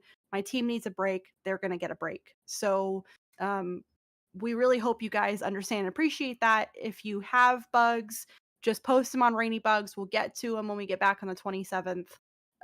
But there's not going to be any updates. We're not going to be watching live streams and doing live updates like we've been doing. Everybody's really just kind of getting a break. And then when we return that Monday after Christmas, then we're going to kind of get back to work. So we just want to let you guys know that, like, hey, we're taking the time for us. We love you guys. Hope you understand. And then so as far as kind of where we're going from here, Backer Kit Alpha access starts on February 14th. So I'm going to say it again. If you would like to pre-order and you have not done so, you have 2 weeks. So if you want to get in on early access, now is the time. You're going to have to wait until February, but now is the time. If you are somebody who does not have access to a credit card and you would still like to be involved in the Backer Kit, send me a message on Discord. We're going to figure something out. So if you want to pre-order but you can't because of credit card problems, let me know. We want people to have access, and so we'll do our best to do that. I don't know how we're going to do it, but we'll try to figure something out for you. And then so once we come back on, really honestly, the first of the year, the second of the year, because we're going to take mini breaks ish for the team, kind of that week between Christmas and New Year's. But starting on the 2nd or 3rd, we are going to be going into full-time production. The whole team's getting paid now. So hopefully we're going to kind of ramp things up and really start pumping things out, which means that we're going to be adding a lot of stuff between Kickstarter starting and Backer Kit starting. So that's what we're going to be working on for the next couple months. But then also on the back end too, now that we have support from a publisher, they're going to be helping me organize production, get timelines set up. So that's kind of what I'm going to be doing. I got to step more into the business role, and then our team can go forth and play and have fun and make stuff. So, but yeah, do you want to talk about what we're going to be working on? Yeah, sure. Just wanted to answer a question from Mini Chef, and he asked, how did you decide the name Sunnyside? So my girlfriend is fantastic in coming up with game names. I was working on a different game called Rehabilitation. It was a horror game. She came up with that name. Sunnyside was her idea too. guess what was happening? I made her some eggs. She was like, what about Sunnyside? I'm not even joking. And then, because I wanted a name like Stardew Valley. It's a place, you know, and also has a really cool vibe to it. Coral wasn't around at the time, but again, good example. Coral Island is a place, but at the same time, it gives you an idea what a feel it is. And with Sunnyside was really good because it was a place, a name of a place, but also kind of gave you that kind of feel and the mood of it. So yeah, Sunnyside. That's what he started. And the whole word just changed meaning for me. I've mentioned it so many times that, yeah, it's just like an entity to me now, not like a type of same. egg. So yeah, I think that's partially too why we kept it as one word. Oh yeah, I definitely wanted it to be one word, Sunnyside. Yeah. Sunnyside. Yeah. Rather than like, hang on, I have a good example for you. And you know, I love these games, right? But Howl. Story of Seasons, Pioneers of Olive Town. I am already going to sleep. Anyway, I love Story of Seasons. No shade. Grew up with Harvest Moon, of course. I'm gonna love Story of Seasons. Anyway, so our goals for after the Kickstarter goes out, obviously we're gonna be doing a lot of dev work again after the bug fix period goes through. So the first thing that we're gonna be working on is the skill tree. How much of it can I say? Can I say it all? I was gonna look and all that. You know what? I think it's cool enough. Sorry, I'm making this decision right now. If I think, Sure. Yeah, I think go ahead and tell them. It's cool. So we finally figured it out, and I've kind of kept a lot of things from you guys as far because I kind of want people to be surprised. But I'll kind of just set you up a little bit. So one of the things that's already in the game, you guys have run past it, is the shrine gate. And that shrine gate was put there very quickly for a purpose. It just kind of signified that's going to be a very important area on the map.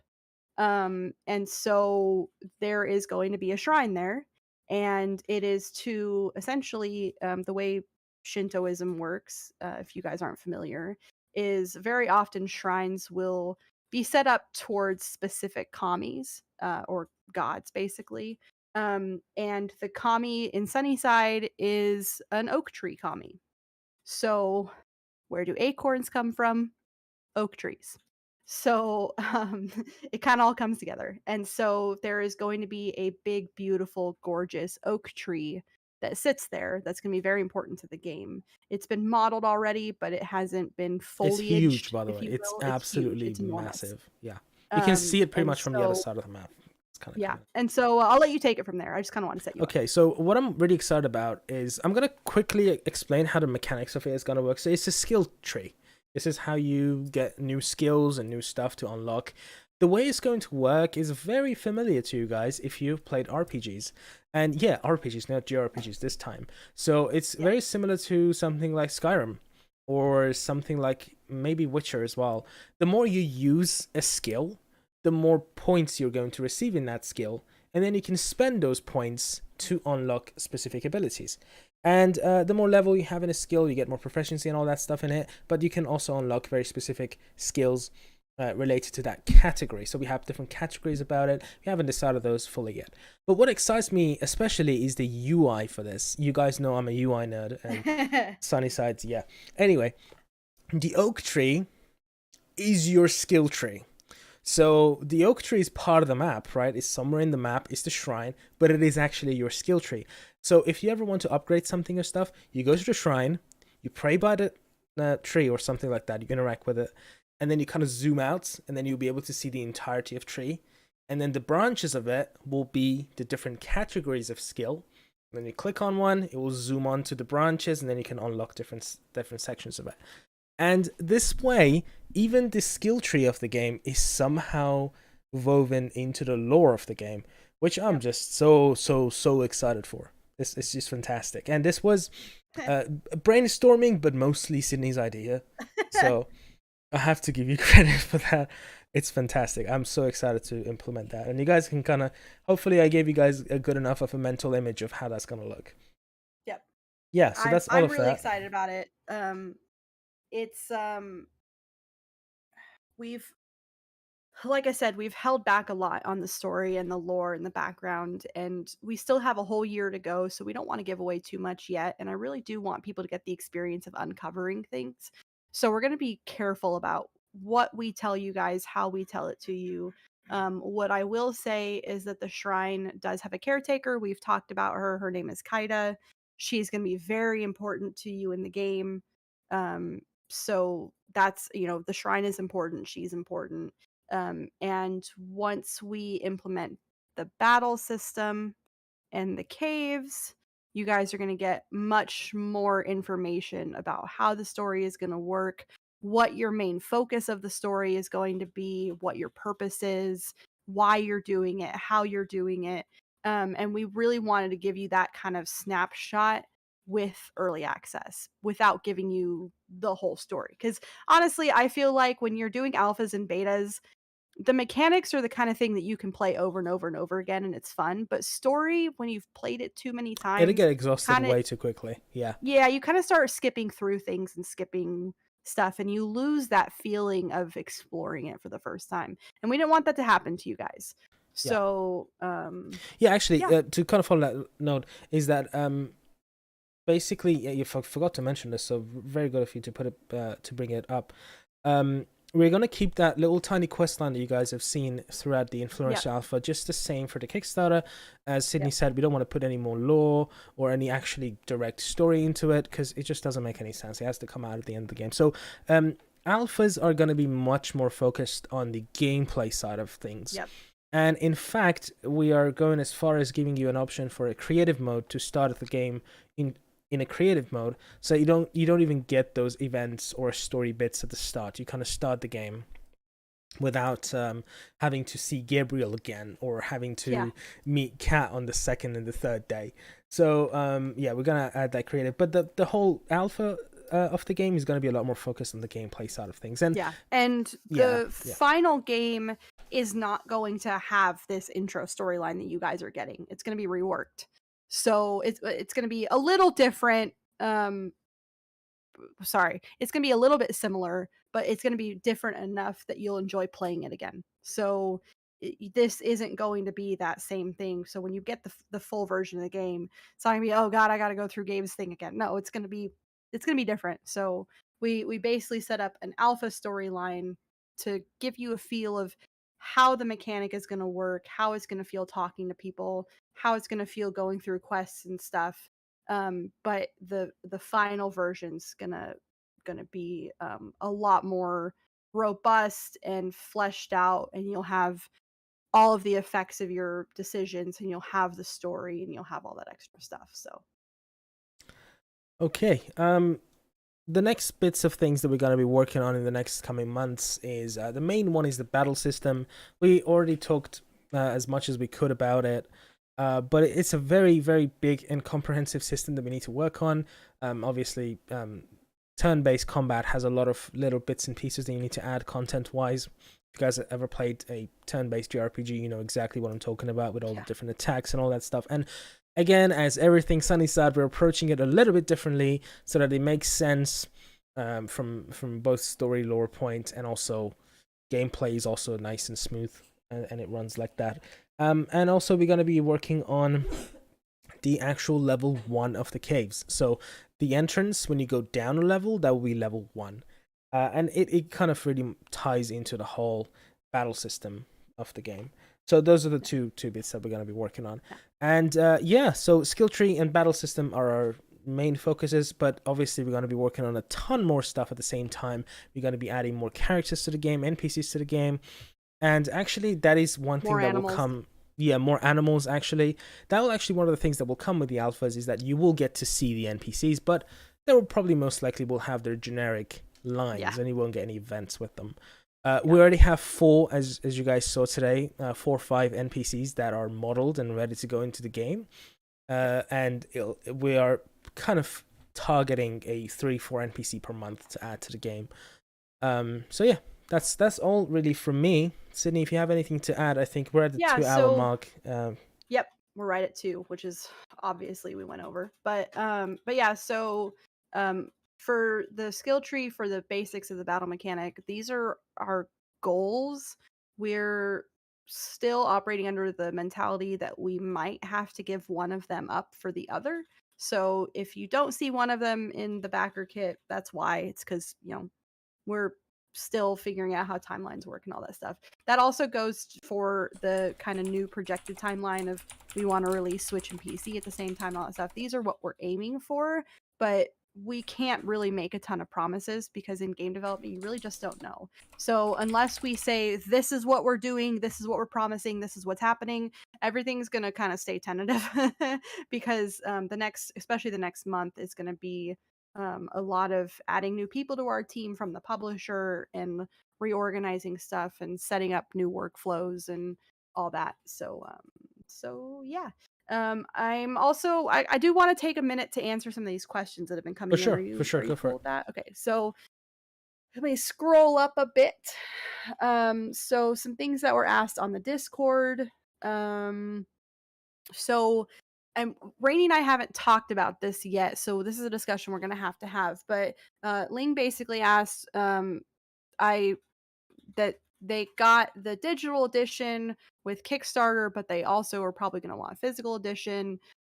So now that people who get 2 keys, or can they choose to make one of them physical? Are they digital? I think the answer really is going to have to be that everything that we're giving through Kickstarter is probably going to have to be digital.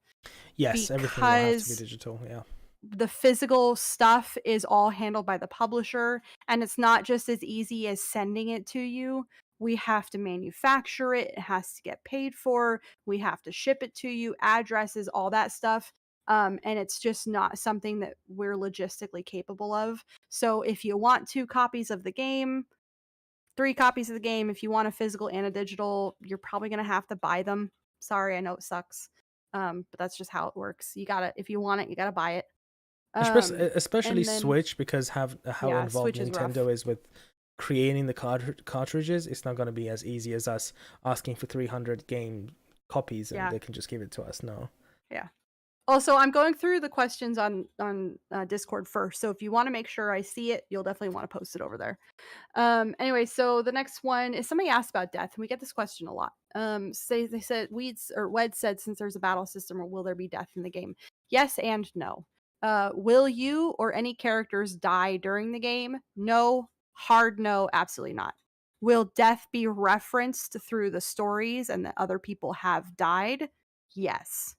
So it's kind of hard to say like no death, but it's kind of a little bit of both. So what Nobody's happens... going to die. You don't have to worry about that. But we are still going to be hitting on some heavy topics like injuries, potential death.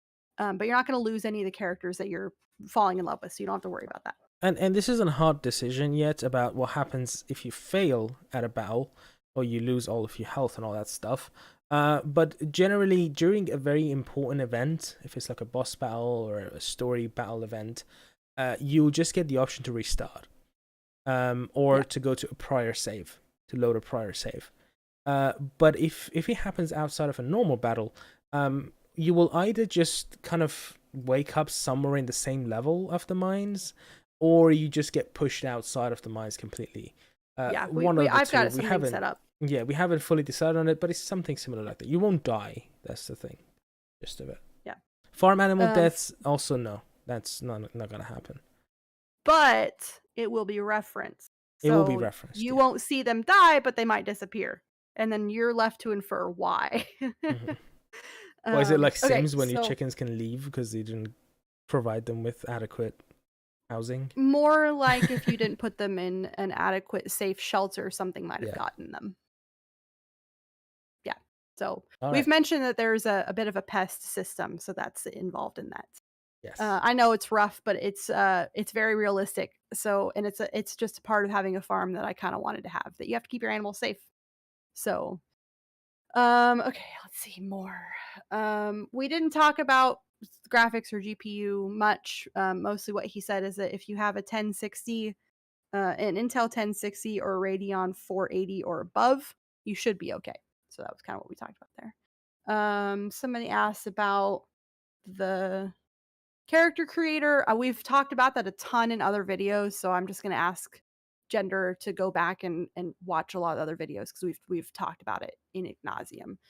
And then when or how can we choose which platform the second copy will be? I think we're just going to duplicate whatever you've got, right, Rainy? I thought actually it might be a good idea to just let them choose closer to release of the actual game, because I understand some people might want to give it to a friend that doesn't have a PC. So yeah, okay. Yeah. We'll come to that when time's closer.